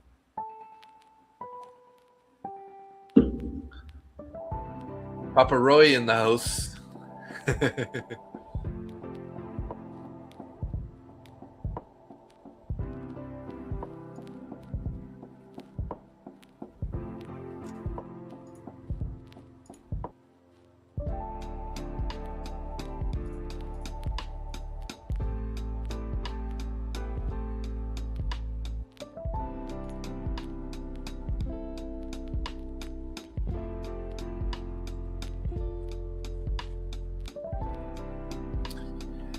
I really gotta reach out to Lucid and see. I just never see anyone getting any free accounts from Lucid. Have you guys seen any like giveaways with Lucid accounts?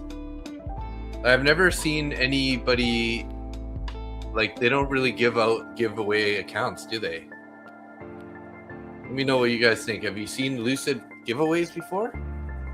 Because it's kind of like my most popular, like it's my you know, I have the most affiliate sales out of them with that firm, but it's like I've never seen them giving anything away. So I'm trying to get a hold of them, so I'll see if I can get like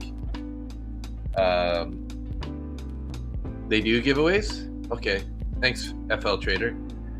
Yeah, just I'm not sure how to contact them to see if they'll give me some accounts to give away, because I'd love to give you guys some accounts.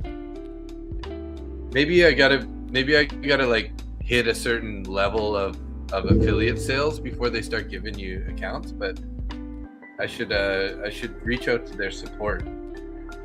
Maybe they have I'll check out my email, see if they have like an affiliates.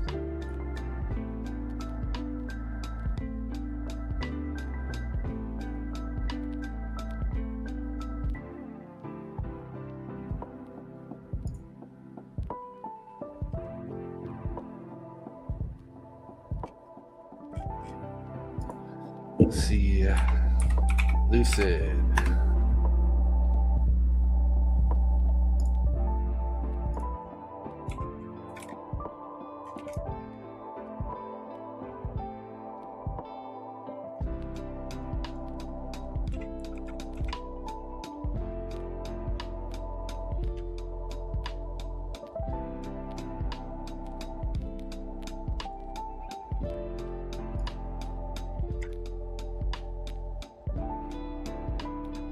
I'm not watching Trump yapping right now, but I did hear he is yapping. Let's a couple of us are short right now, which is pretty good for when Trump is yapping, because he usually doesn't say anything to help the market.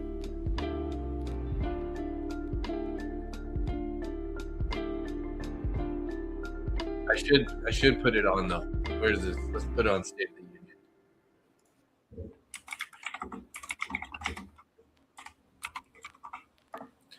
So I just found out today that our awesome Prime Minister, I'm sure you can hear my sarcasm, gave another $2 billion to Ukraine.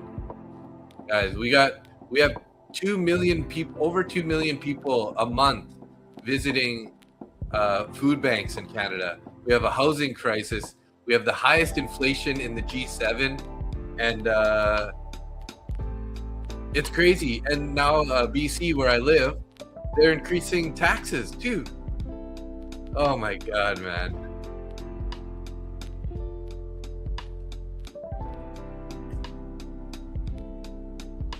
We desperately need a change in our government in Canada. That's just my opinion.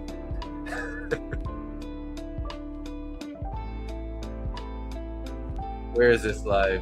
Is this one live? This one's live right here, I think. Is he still talking, or is he off now? Yeah, death by taxes. Like Canada and especially British Columbia now is the worst.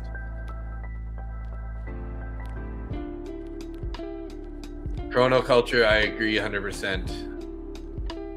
I'm surrounded by extreme lefties at work. It's maddening. Oh, sorry, Zach. Sorry to hear that, bro. It seems like he's done. Okay, so we just missed him here.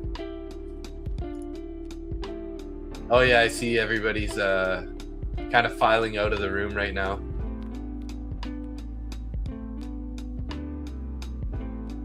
I've been in that room actually where they're doing the State of the Union. It's like with has all the statues around it. Gold bull flag? Let's see. I mean, yeah, that's definitely a bull flag. For shizzle. It's almost a head and shoulders. Got me a little worried, but it definitely looks like a nice bull flag. I heard today Canada pays 42% in taxes. Yes, you're totally right. By the time all of the taxes get taken, not just our income tax, but cost of everything we buy, government sales tax, provincial sales tax. Every time money changes hands, they get taxed. It ends up being around 42%. Yes. Considering the time of night, you think we could just grind lower? Yeah, we might end up just grinding lower for a bit more, and then yeah, it's probably more like 60%. But I've seen lots of people saying that it's like 42 or 42% or something too. I saw something similar recently that FL Trader's talking about. But yeah, it's crazy. I never really wanted to live in the US before, and like only because like I've always thought like there's just so many guns everywhere that kind of scares me a little bit.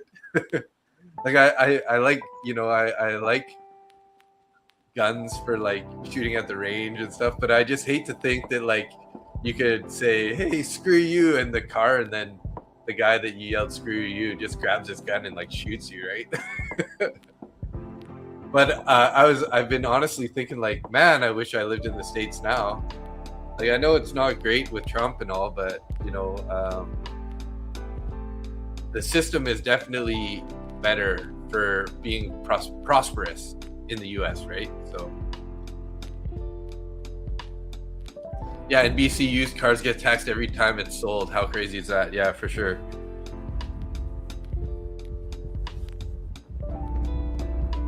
Yeah, if you don't road rage, you'll do fine. Yeah, I know that's one thing. Is like, I guess you're not going to be yelling at people, right? I just realized I got like a building show on. I'm having a fire.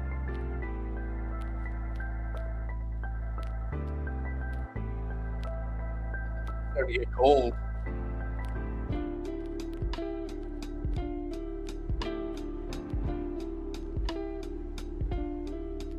You're thinking about getting a book map.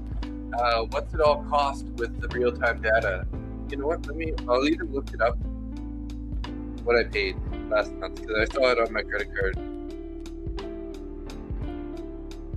So I got the global, and then I got the bundle, the bundle of CME, CBOE, and COMEX. Let me just check my credit card statement here.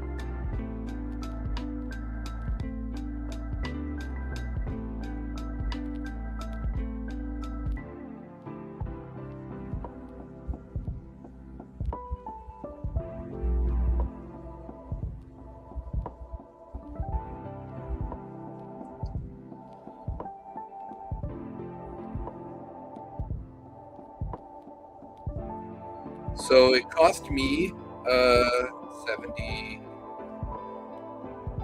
like 150. Is what it cost me for book map.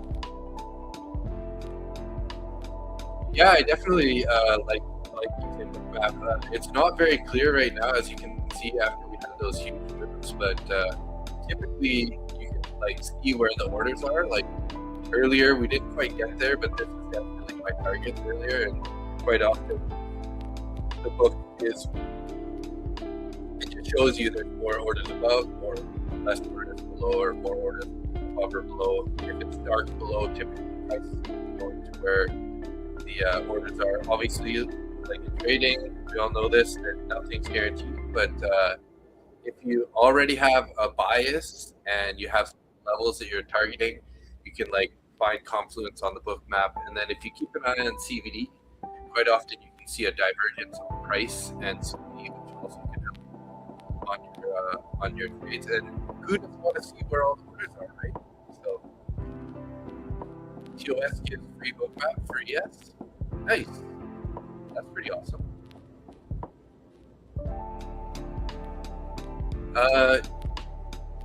So I think it's like 150 per month.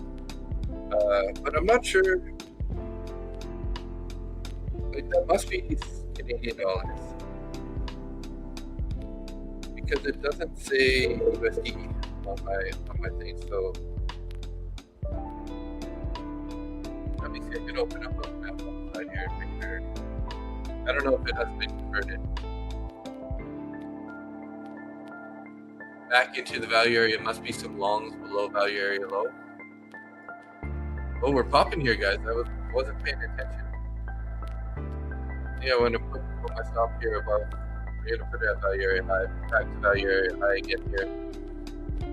See if we can't get a rejection out of from the New York VWAP and this bearish fair value gap. But we do have some increasing volume here on this last push up here, and we did invert a fair value gap there, didn't we? So that's not very good. Not very good for the sells anyway.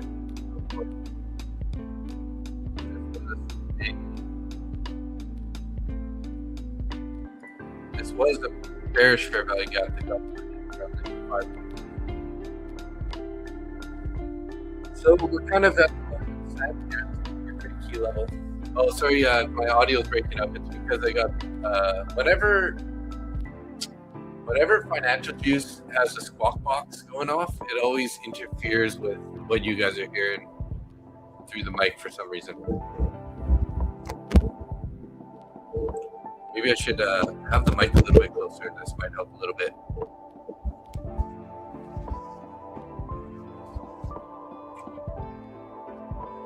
Off right now. It's breaking up again.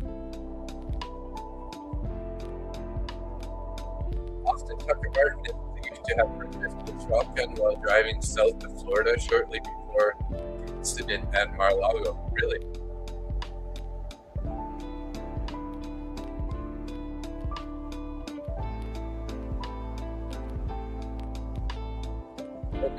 Yeah, don't live in Canada then. You know, the Liberals are trying to take all our guns away. But you think they're doing anything to stop that? Heck no. But, you know, law-abiding, you know, citizens that have gun permits, they're like, they got to buy a gun buyback program. So they don't even want us to be able to protect ourselves anymore.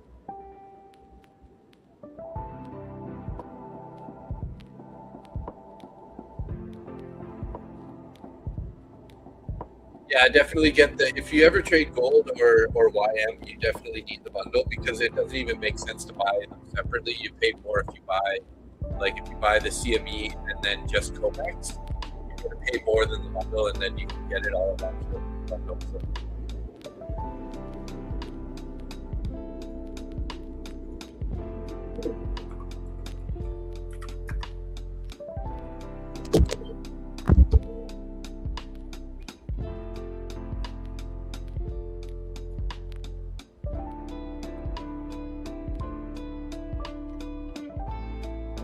Yeah, the whole gun grab thing just drives me crazy. It's like, we got, you know,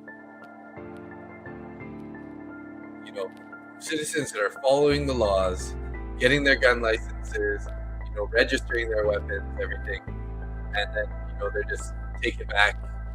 And, you know, the amount of guns that they have banned in Canada is like, it's pretty crazy. Anything with more than five slot ammo, and you can shoot any type of rapid way, they're like not even letting us have it. It makes no sense. Yet, you know, you're not going to stop the criminals from getting the guns. They just get illegal guns. So yeah, and then, you know, if a guy comes into your house in Canada and tries to rob you, he has like a knife, and you shoot him, you're going to get charged with assault. Or could get charged with some sort of, you know, attempted murder or something like that because they had a knife and you had a gun. Like, come on. So I mean, that's why I like the conservatives here, because they want to make a bunch of changes that are, you know, going to benefit Canada, whereas the liberal WEF elite guys, they don't like Canadians, really. I mean, doesn't seem like it. Immigration's out of control. Yeah, I know, they come into your house, it doesn't matter. It's you. If they have a knife, you got to put your gun down and get a knife and fight them with a knife, and then you're okay. Like, what the hell? And we have, the liberals soft on crime rules here. So basically, like, they let everybody out on bail. So actually, like 80 or 90% of all the crime in Canada is like done by the same whatever X amount of people, 500, 100 people, 500 people. Like, they do thousands of crimes, they get caught, they get released on bail, then they go back and do more crimes, they get caught again, released on bail, over and over.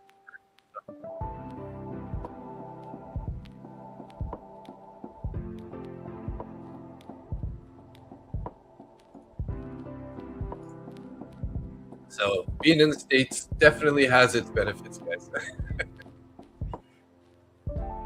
Might be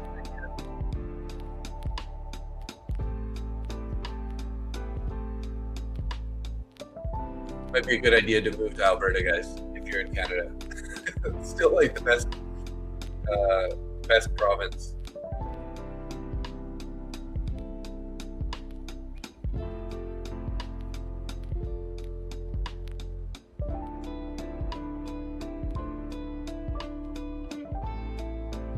Yeah, so I got global. The global package. Global package is $39 a month.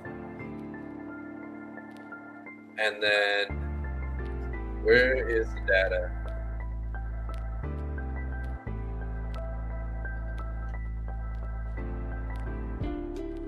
Well, it's not going to shit faster than Canada. That's for sure. You guys actually have a growing GDP. Canada's GDP is below like one of your worst states' GDPs. So what does that mean? I forget who it is. I've seen it on the news recently where they're talking about like Canada's GDP is now below. Yes, I am. I'm in a short trade here. You can see I only have one contract left. I covered the majority of my trade here, but I got one floating around here, and I'm up 427, including what I have here. So probably about close to 400 if this gets to the stop loss. So Canada is 0.5 GDP, not per year, for the last 10 years. Worst of any G7. Yes, we are the worst in so many cases in the G7. Like, we have the worst food inflation in the G7 too. We have more than double the food inflation that the US has. You can't even, you pay like $40 for a steak of Canadian grade A beef. How does that? People always say, well, yeah, we got tariffs. Well, what do you mean we got tariffs? Yeah. How about beef is made that's grown in Canada, from Canada, shouldn't have tariffs, right? So how does that explain why we're paying $40 for like a premium steak, And I think I saw somewhere that you can go down to like Mexico and get a similar steak for like $8. It's wild.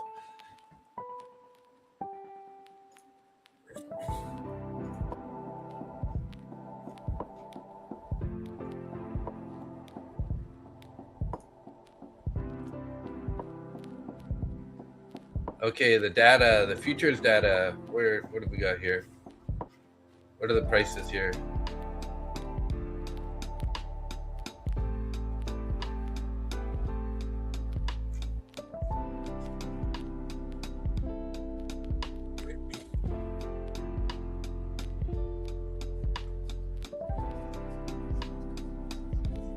Healthcare. Okay, so the problem with our healthcare system now is we have so many immigrants. No offense to anyone who may be an immigrant, but not just people who are here immigrating legally, but a lot of illegal immigrants. And so talking.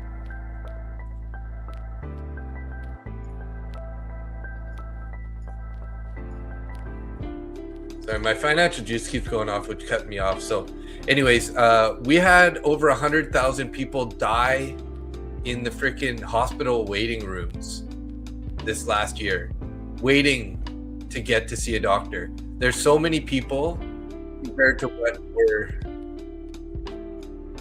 Oh my God. I need to shut that off.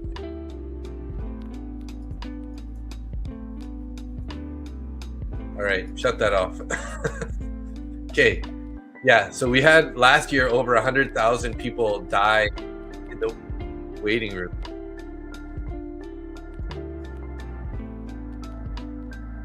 I don't understand what's going on here. Why financial juice is still talking to me.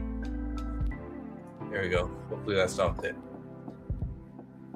Yeah, like it's so crazy. We have like over like 2 million people that don't even have a family doctor.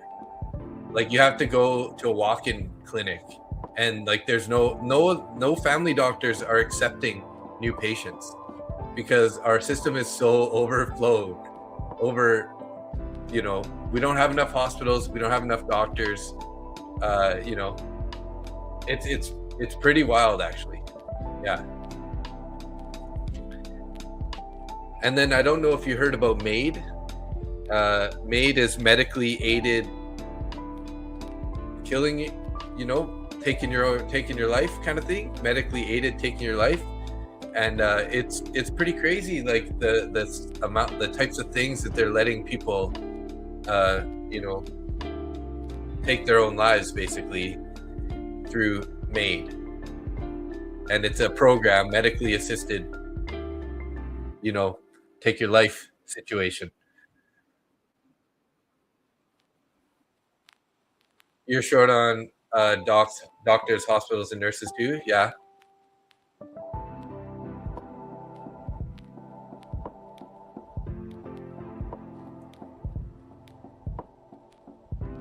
But money talks, right?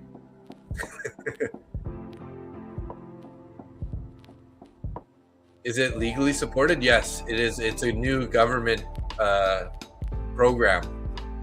And there a lot of the politicians in the States, when I've seen them talking about Canada, they're like, I can't believe it. It's really about organ sort of like harvesting.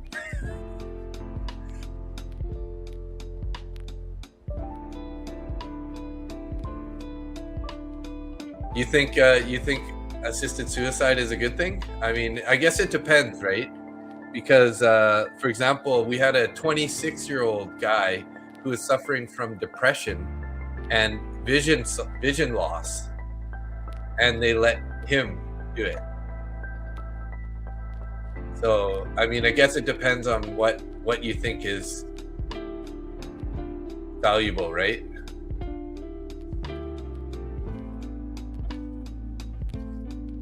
Don't need those organs. Where are you going? Yeah. Yeah, that's true.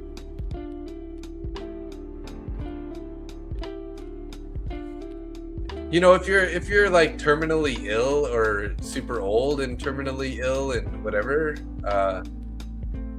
yeah, exactly. I'm not really against that. Like if and you're suffering through that time of your terminal illness, then of course I agree that should be the case, right?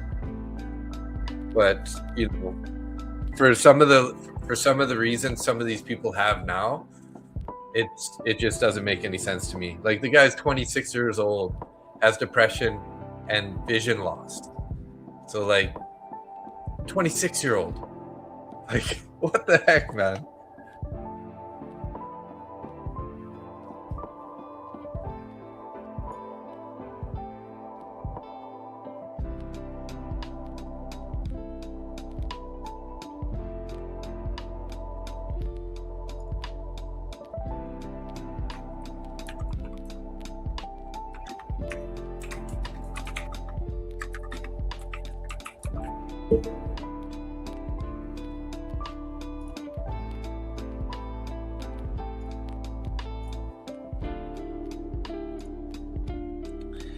So we kind of rejected off this fair value gap. So let's see. We're probably going to be stuck in between these two gaps here, guys. Between 60 and 40-ish. But if we can get an inversion below here, then we can definitely see POC coming into play. And then adversely, we get a closure above 65, previous day high target, maybe. Tom used made, he was 71. Oh, really? Yeah. Tom had lots of issues though, didn't he?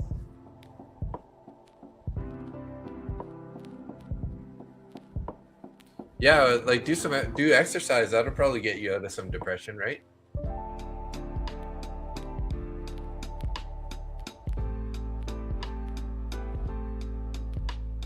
This one guy being to the gym now says 5 minutes of push-ups is all one needs to look great. It's true. It's true. If you were to just try to do, 100 push-ups a day, spread it out in sets of 10s or 20s throughout the day, and if you could do that for 30 days straight, oh my God, you're gonna see some real benefits there.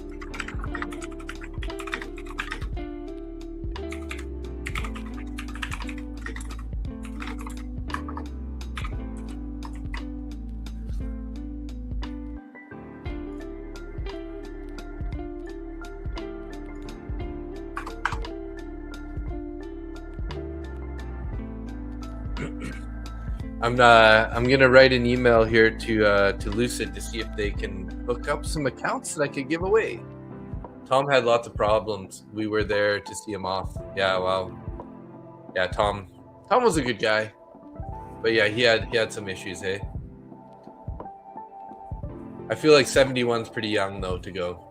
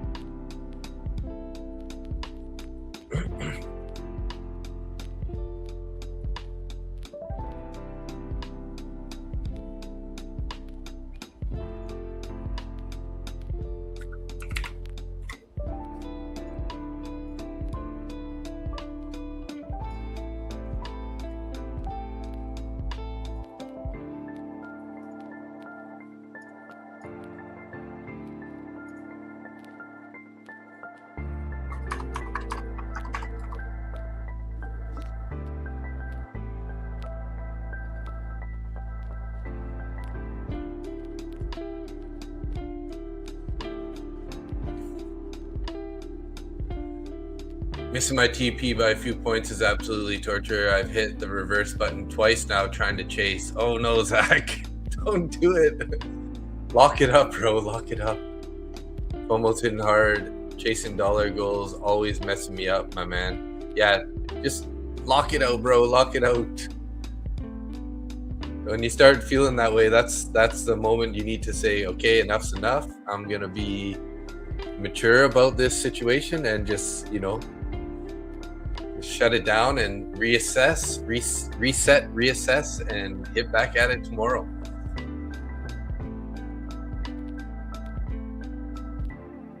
Okay, guys, do push-ups. You will trade better. Buy them evals from Market Butcher. Nice. Okay, thanks, Lafta. Nice promotion though. You posted a chart in charts on Discord just to show how it's looking. Okay, check that out. Thank you for sharing that.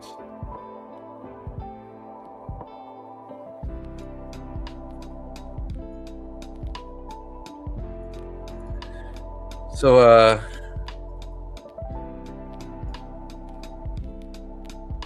this was in the chart earlier. This was, I think this was Wayne saying about this these levels here. So interesting. I've never seen the footprint chart like this, but it was like the wave. What is it? Wave something? 3-minute MNQ down wave with delta footprint. There we go. And then here's what Lone Wolf posted here. So this one is oh yeah, this is your I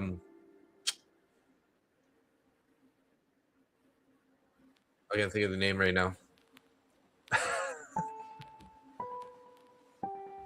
I do like this platform though. Motive Wave, right? Yeah. Yeah, it looks pretty nice. I like how I like the dark color, and then again, like I was saying before, I do like the interface here to take care of your trades and whatnot. Nice, thanks for sharing.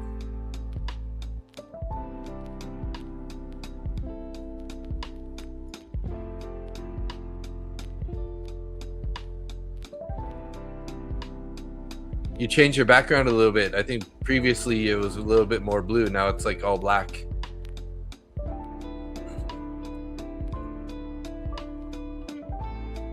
Aura Rivera, welcome to Discord. Thanks for joining.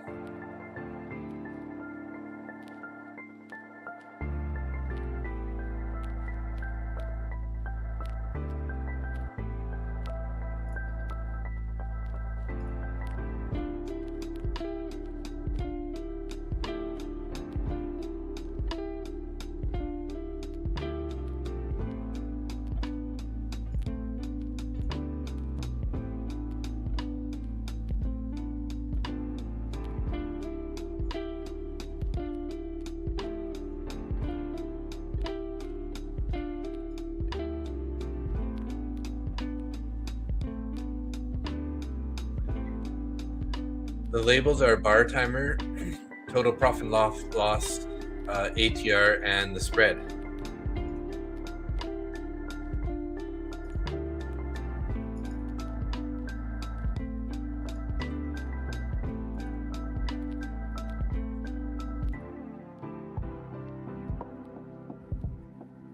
Delta volume. Got a couple little gas gauges on the bottom right corner there. That looks pretty nice. I see the ATR shows a 0.893 up there. ATR 14.893.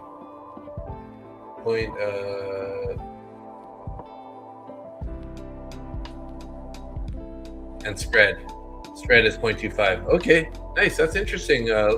Some good data. And nice and small, tucked in the top corner there. 3-minute 34 EMA sideways needs some upslope. Yeah, it's ATR on the 1-minute chart. Yeah.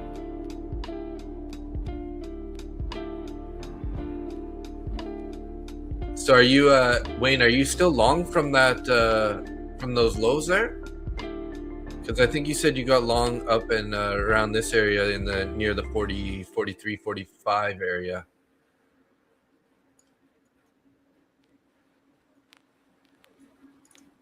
Might get a bounce in here at the 47.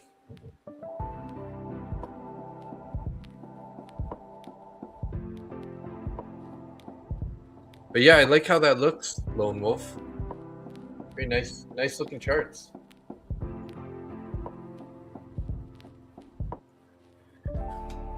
If I get another chance, if I get another account, I'll definitely be looking at trying to get, I'll go Rhythmic, and I want to check out like Motive Wave and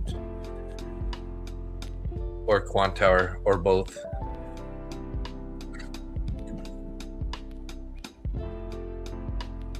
You're long below developing value area low.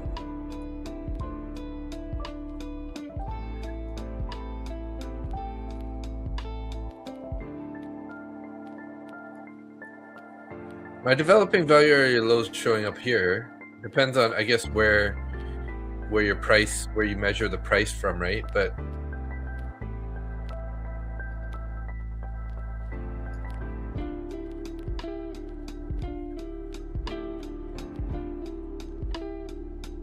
oh, like if you do it right from that candle,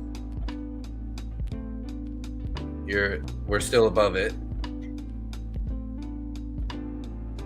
You just need to figure out what moving averages you want on it. I use 9 and 21 and 200. Down 3K, locking out and going to bed. Oh, sorry to hear that, Zach, man. That sucks.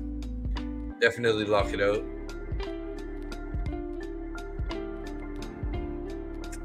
That's tough. FOMO's a real thing, guys. Like, you know, when I think Zach said he was short at 108, which was way up here, and then kind of missed out on this wick here. And then that creates those like emotional feelings like, oh, I could have had this or I should have had that. And then, you know, if you don't recognize that right away, you can get into a tilt cycle, right? Where you kind of just zone in and focus on, you know, whatever, you kind of like zone in a little too tight. And then you start, you know, making some bad decisions. So sorry to hear that, Zach. Yeah, shake it off and get back at it.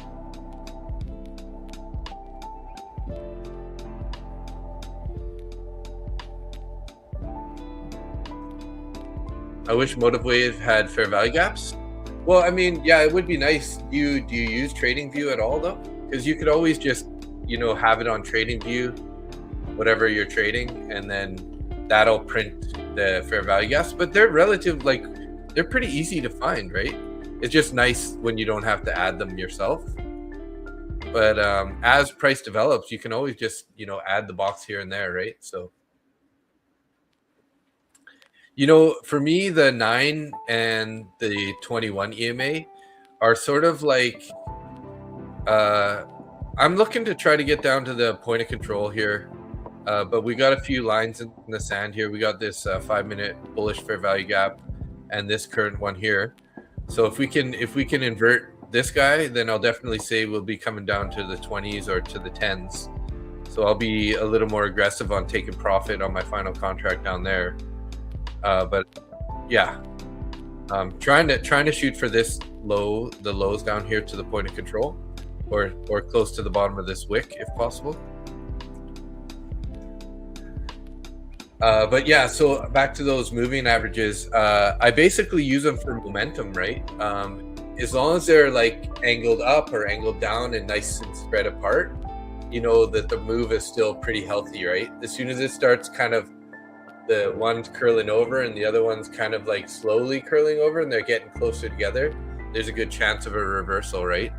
As you can kind of see here in this big move, as the further we kept going up, the wider and wider it keeps getting, right? And then as they're curling here, that's kind of the sign to like exit. You know, they had a crossover right there, and then look at, as soon as we have the crossover, whew, big dump. So that's, you know, one way that you can look at it. But yeah, I usually like to, you know, quite often you'll see it holding the 9, holding the 9, holding the 9, holding the 9, right? But as you can see up here, it started flattening out. So you can kind of tell that there's potentially the move's going to be over here, right? I like the VWAP. I buy above it. Yeah, of course, right? You buy typical rule, right? Look for longs above VWAP. Look for shorts below VWAP, right? This red line here is my VWAP, and it's a anchored VWAP. So you can get this little button up here or on the side over here for volume-based tools, anchored VWAP. You just click on that, drop it on the starting candle. So I put it on the 6 p.m. East Coast candle, and then I'll also drop one on the New York Open candle. As you can see, this guy right here, this blue guy, ends right there at the 6:30 or 9:30 a.m. East Coast candle. And then I also leave the previous day's one on. And yeah, that's kind of, but usually the current session VWAP is the one I'll pay more attention to. These guys could end up being like targets or support areas, right? Oh, you have fair value gaps in Quant Tower? Nice. Maybe you just got to write to support and see if Motive Wave will start working on that. That would be sweet.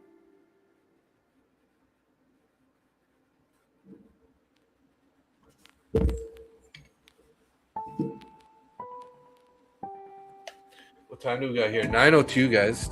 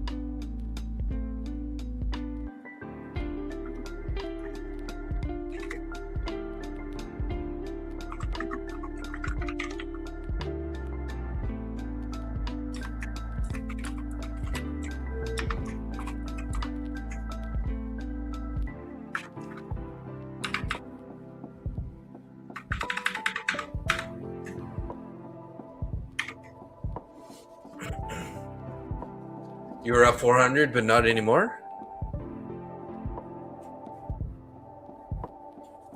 Like, you were in that long, right? They're working on it. They keep adding features, and they love it when people ask different features. They add it to their list to add. Nice. Well, that's great then, because that's the kind of platform you want to get behind, right?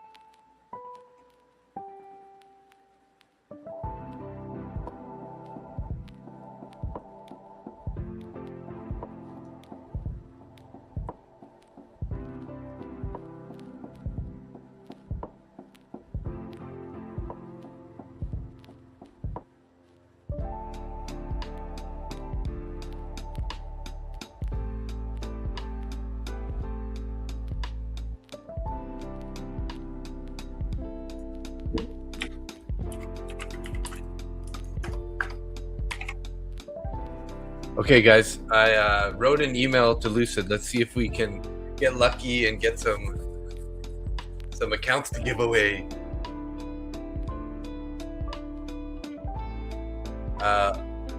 Over trading like a fool. Oh, sheesh.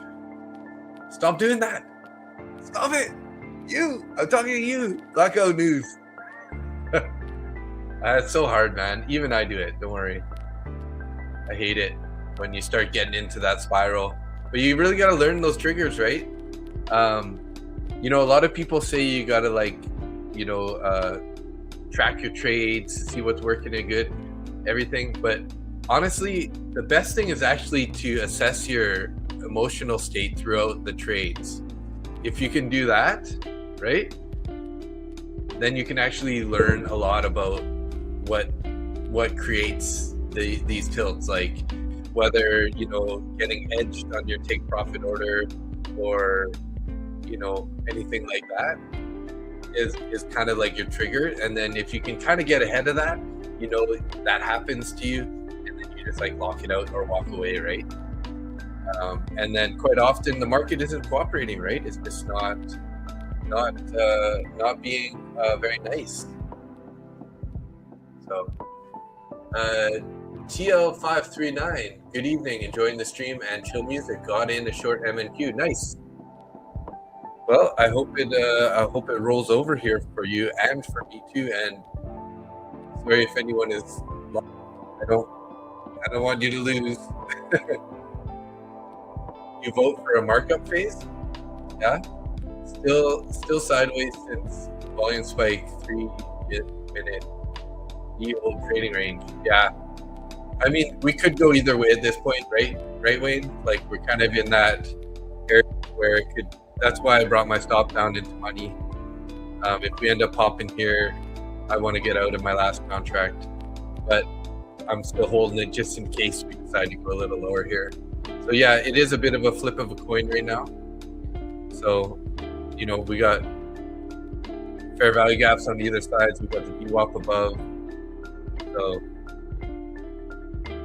anything could happen here, because there is room all the way down to like value area low, previous day VWAP, 200 EMA, lots of key support levels below. But whether or not we're going to get there, we'll see, right? We had a pretty long consolidation at the end of the New York session, pulled back, found support, and then, made a higher high. This could be a higher low before we end up, potentially going to a new higher high.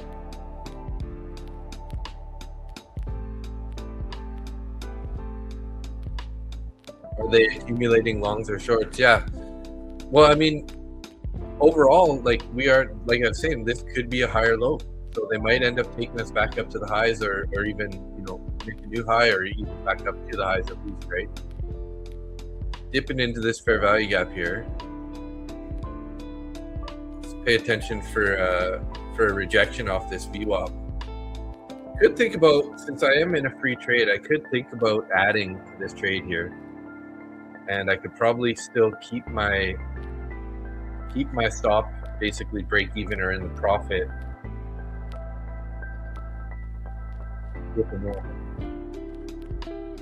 We'll have to see how this plays out here. Looking like the bulls are stepping back in here.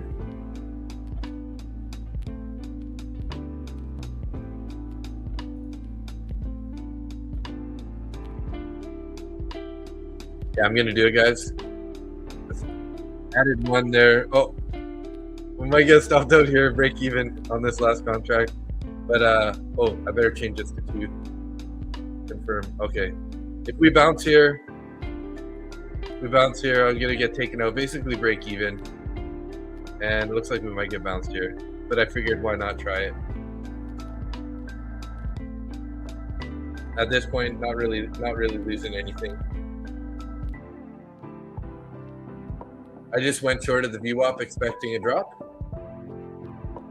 Yeah, I hope so. Still got this fair value gap here. This bearish one that they're trying to invert here. Let's see what happens with the New York VWAP. We got or sorry, the start of day view up. We got the start of day view up. We got the value area high there for key levels.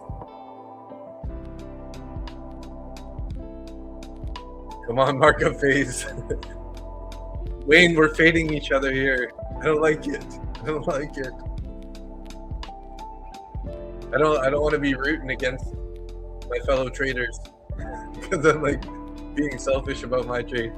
Yeah, markup phase, let's go.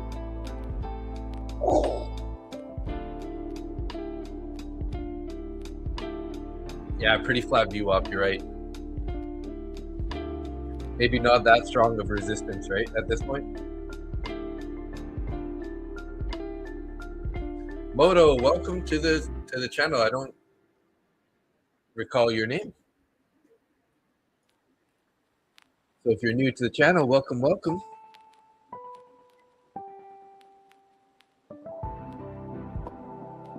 Hey, we got 569 subscribers, guys. We're slowly grinding our way up to the 600 level. Super excited to get to that 1,000 point. That would be just so amazing.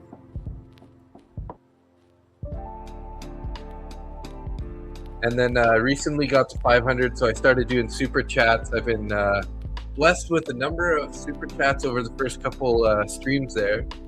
Thanks to Q4 and who else was the other guy? I was trying to remember who else gave me a $10 chat in the last stream. That was really very nice of them. Been here once or twice? Okay, thanks. My memory isn't that great. Oh, Del, that's who it was. There we go. Del Habi, welcome. Yeah, you came perfect timing. You stepped in right here to push price back down here.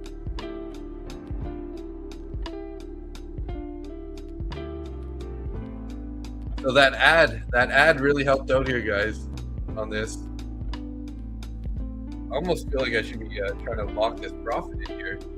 I think I might take one off here again, maybe. Yeah, I'm gonna take one off here, guys. Right in this bottom of this bearish fair value gap here. There we go. I got that one off. So we only have the one contract left now, and I'm gonna go break even here on this guy, just because I don't want to risk giving any more back after I locked in that last contract there. So we're currently up 436 on that trade, and we got about $14 in profit on this remaining contract. So I don't like the short anymore. Just realized 5 minute had a break of structure. I covered my short. Okay, yeah, nice. Yeah. If you finding something about your trade strategy that's reversed or backwards, definitely, right? I'm gonna drag this a little bit into the money here, right into the middle of this fair value gap, so we can get a couple bucks out of this one if it decides to bounce on us. So, hey, thanks, Del. I was just talking about you, and I forgot your. I knew that you were the one that gave me that $10 super chat, but I was like, I couldn't remember exactly who did it. And then as soon as I saw your name, I'm like, it was Del. Del did it. You'll look for longs if you see a sign of a bounce. Oh, I think my voice just cracked there. A bounce. Hard work on the voice being a streamer. Time is at 9:15. Hey guys, like a Dell computer. Sounds good, Dell.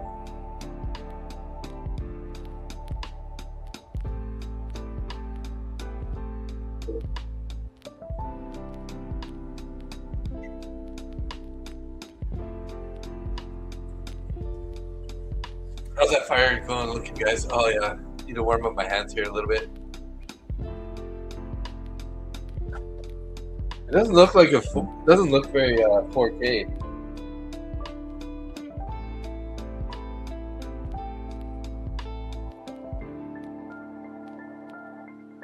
There we go. That looks a little better.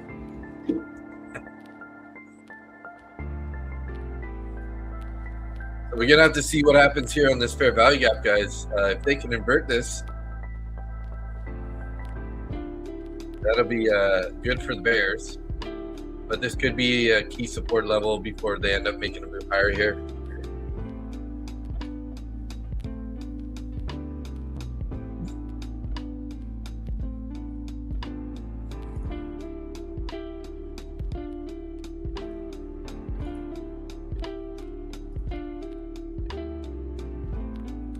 So 569 subscribers. Thank you for everyone who did subscribe today. I appreciate you guys.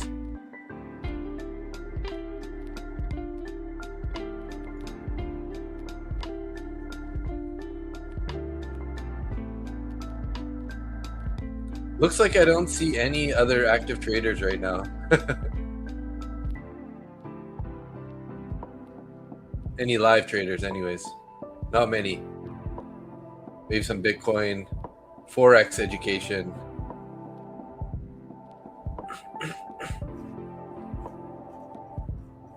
Down the chart a bit. What are you shorting? Well, I shorted I shorted in here, this area, the start of day VWAP. And then I entered somewhere around 68, and then I added in this as we were pulling back after we started wicking this fair value gap, added to it, ended covering most of my contracts in this area, 52, 53, 49 there. Ended up covering one more down here, a couple more down here at one at 38. And then we bounced back up here. I was holding in short still, and had one contract. I added one contract in the top of this bearish fair value gap right there. You can see at 63, I added one in, and then I closed out my earliest one of these guys up there. Closed it out there, and I just have this one guy left. So basically trading the overnight VWAP, or the start of day VWAP, whatever you want to call it, the 6 p.m. East Coast VWAP.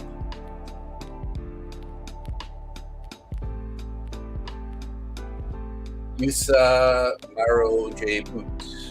US oil, is that what you're responding to? What are you shorting? When Dell said that? You're short from 62 with 4 contracts. Split striker. Okay, it's 62. Nice. Yeah, that's a great entry. This fair value gap definitely worked. We got the rejection on the VWAP. So, I mean, like I was saying, though, this is a pretty key area here. And we have been just bouncing in this area, right? So it could kind of just bounce and go back up here. What we want to see is a 5-minute closure below 45-ish area. That'll definitely tell us we're going to at least go back down to somewhere in this fair value gap and or down to 21 or 10 area. I'm trying to do it right now, maybe. So this is already an inverted fair value gap. So if they can close it below 45, this is looking pretty good for the bears anyways. I wouldn't really give this guy too much weight anymore, since we've actually, it was bearish, inverted it, it's still bearish. We haven't inverted it yet, so this one still is sort of an active inverted fair value gap on a 5-minute. So these levels here are pretty key. We didn't invert the fair value gap there, guys, and we didn't invert the inverted fair value gap. So we got to watch this next 5-minute candle here. Need a closure below 44.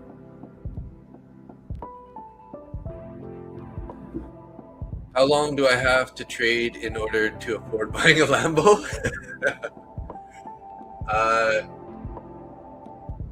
If you're looking to buy a Lambo from trading, yeah, I don't really have a comment for that, bro. I'm not looking to get a Lambo anytime soon. I'm just looking to be consistent.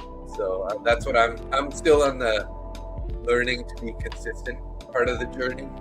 You know, year from the start till year 3 typically is kind of like that. going to have some ups and downs, but if you can reduce the downsides, that's kind of what I'm working on trying to do. So getting a Lambo, if you got a lot of capital to throw at trading, to throw at prop firms, then you can make it. Some of those guys spend like 100 grand on prop firms to make $1 million. So that's the route that you have the money to do that. Some people do it. Not financial advice. But I'm looking to make, I'm happy with 300 to 500 in a day if I can get that. And I'm just not looking to go bigger unless we, get a nice buffer. Yeah, at least get a Limbo, a Honda Civic. Nice, laughed at.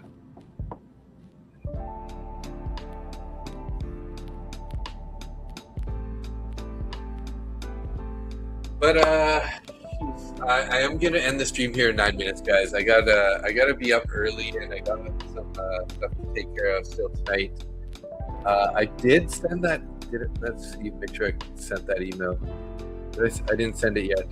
So I am sending an email to Lucid to see if we can get some giveaway accounts. We'll see what they say. I'm hoping that now that I'm over 500 subscribers and have done a decent amount in affiliate sales, maybe they're going to start giving us some accounts, and then I can start sharing it. So.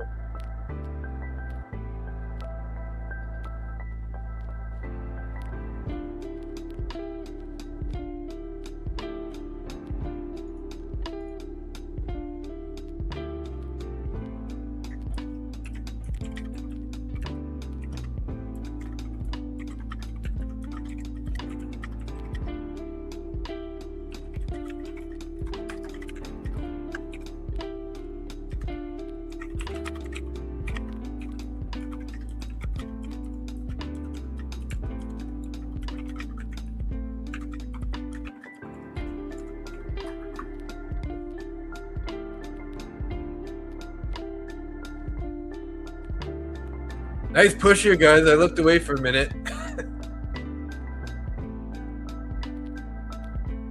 Kind of want to stop it out down here.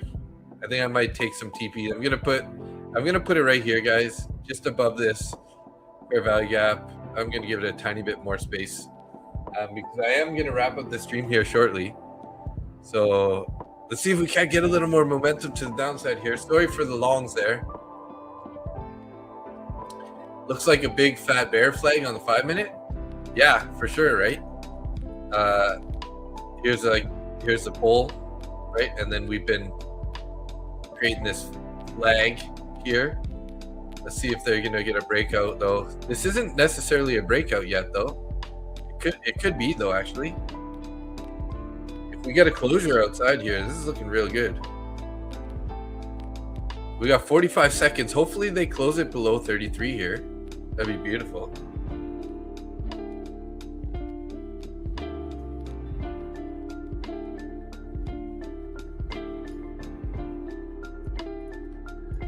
Might not be broken yet though. We'll have to see.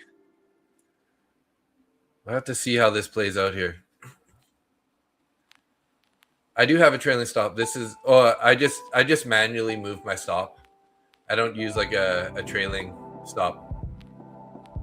I could use a trailing stop, but yeah, I just typically manually move my stop around. Which, yeah, you're right. In this case, might be, and same with Zach earlier. If he had a trailing stop, that would have been really good because on this crazy wick, your stop gets pulled down with it, right, automatically. So look at that. Closed right on that trend line where I set it up there. I don't know if that's really the level or not, but that's kind of interesting. Hey, we took it from the bottom of this guy, lined it up to this guy, and just came across, and then look at that, went below it, found support. Now we're bouncing. Looks like I might get stopped out here on this bounce.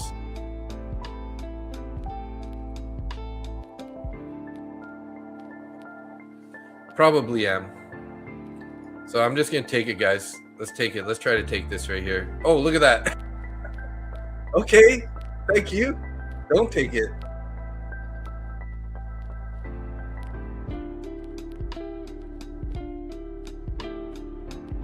Jeez, look at that. Okay, log it in. There we go. We're out. 473 in that account. Nice trade. Nice trade. As you guys can see there,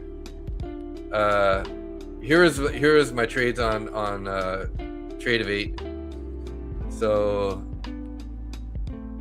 entered there, added one more there, started covering on this push lower, covered again there.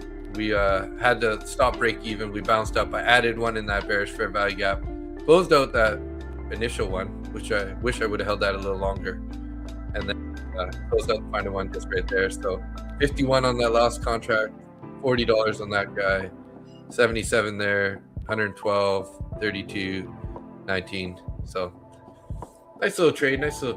Worked out pretty good after that big loss in that evaluation account.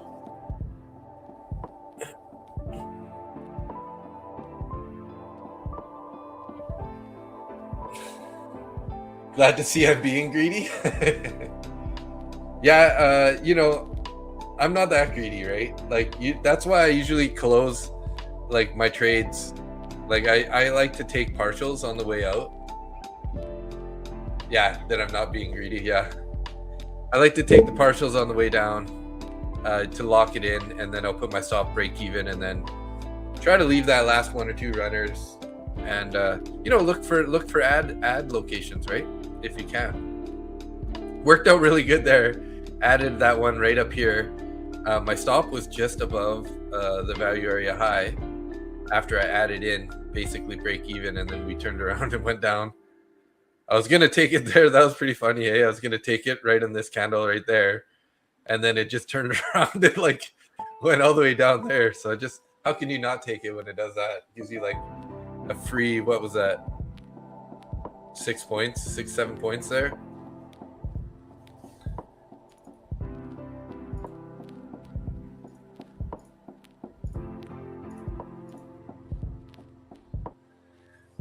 I was copy trading earlier, these Lucid 100K evaluation accounts, and I disconnected it for this trade for whatever reason. Too bad I did, because would have been nice to put 500, 473 in 2 accounts rather than 1, but it's all good.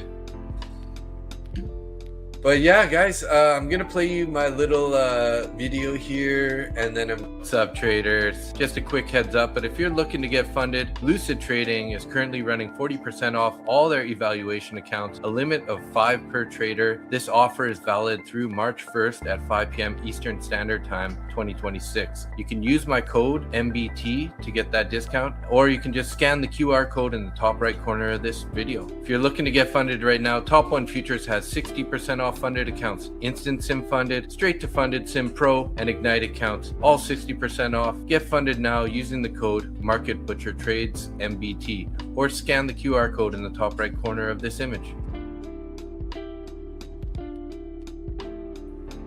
Thanks for watching that, guys.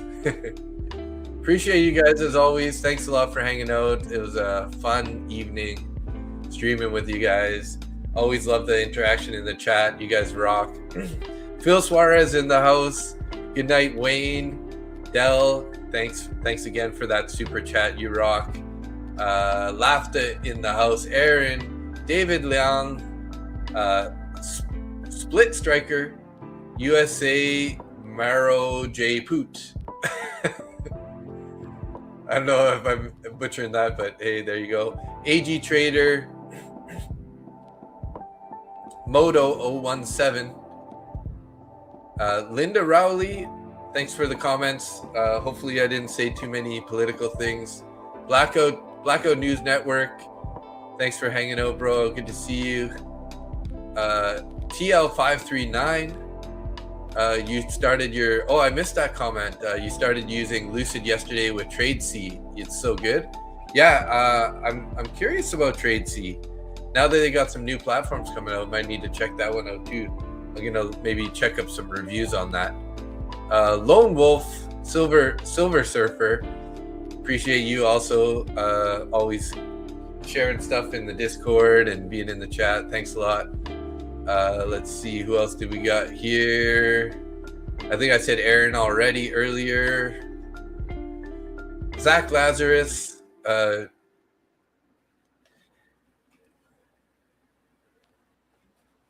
My dad, Mr. Stewart, in the house. Sinister Scalper in the house. What up? Who else did we have? Riz Regis. FL Trader. SJP Trades. Thank you guys. Thank you guys. The sign-offs are getting longer and longer every day. Tim Korth, thank you. Good to see you every day, usually, Tim. Coach Wes B-Ball. First time I've seen that name. Thanks for tuning in. Chrono Culture, just ain't right.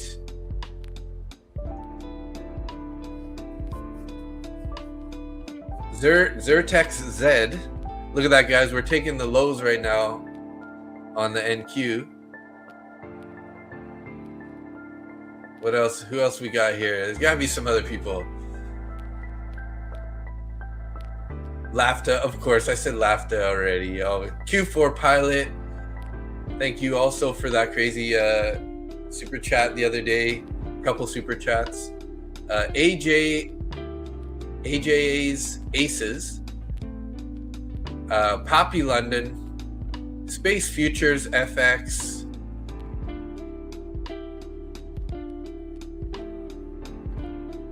Getting close. We're getting close, guys. Hang in there for a minute.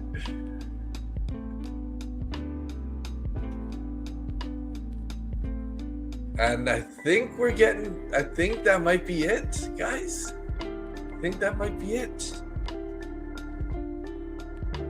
Oh, Jonathan Gooden.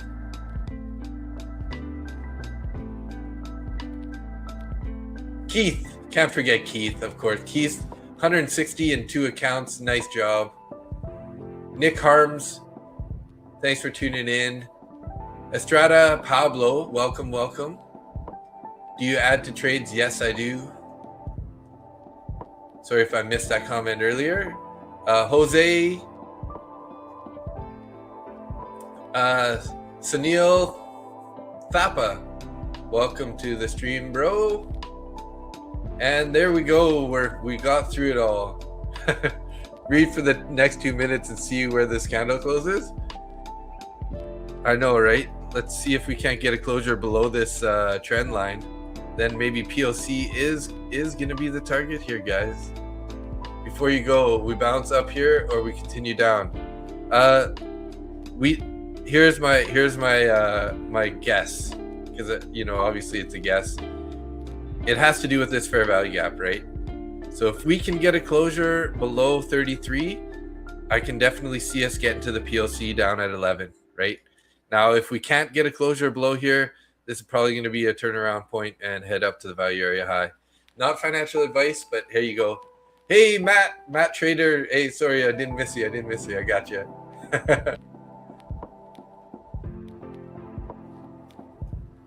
Dad is rocking it late night. Yeah, Dad's up late tonight. Yeah. Yeah, so look for a closure down here. What I would do is I would frame this guy out like this. We would frame it. We would label it currently green for a bullish fair value gap. If it gets inverted, like if we get a closure below it, you can change it to a yellow and then look for an entry in the middle of this fair value gap for a move lower. So, if we get a closure down here, sort of like, let's see here, we get a little paintbrush. So if we end up getting a closure sort of down here, and then we get a bounce back up into this could be an area for a potential short, not financial advice, but could be a potential area for a move down, eventually down to there, right? Might do one of those still, but eventually down there. That would be my best educated guess as to what we're going to get out of price, but I would want to see this fair value gap to get inverted first, guys. But yeah, where's the VWAP? VWAP's up here, 25,063. So you got quite a bit of upside before the VWAP. So everything is definitely pointing bearish. But like I said, look at these wicks and these bottoms down here. So this is a pretty key level for support. So hey, there's Jay's in the house. What up, Jay? You got to make a comment to get a shout out, or else I don't know you're here. But yeah, thanks for saying what's up. I'm gonna go down and get some food, and I got some emails to sound. Of course. I didn't even do any sound effects on this whole stream, so this is like the longest laughing sound effect ever.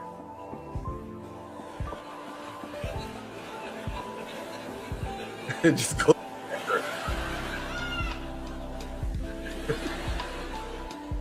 Almost makes you want to laugh, right?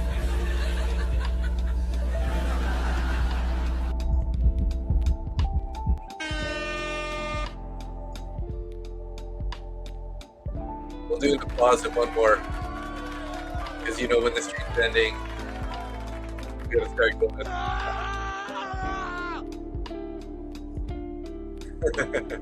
Hey guys, thanks so much. Have a good night, and we'll be live again tomorrow morning for Market Open. If you guys are interested, check out my channel. The live stream from this morning, we had a guest on named Abby Mansoni.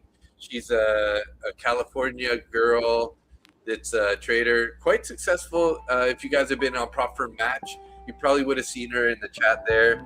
And then before that, we had so if you want to go back and see those live streams, check out those live streams.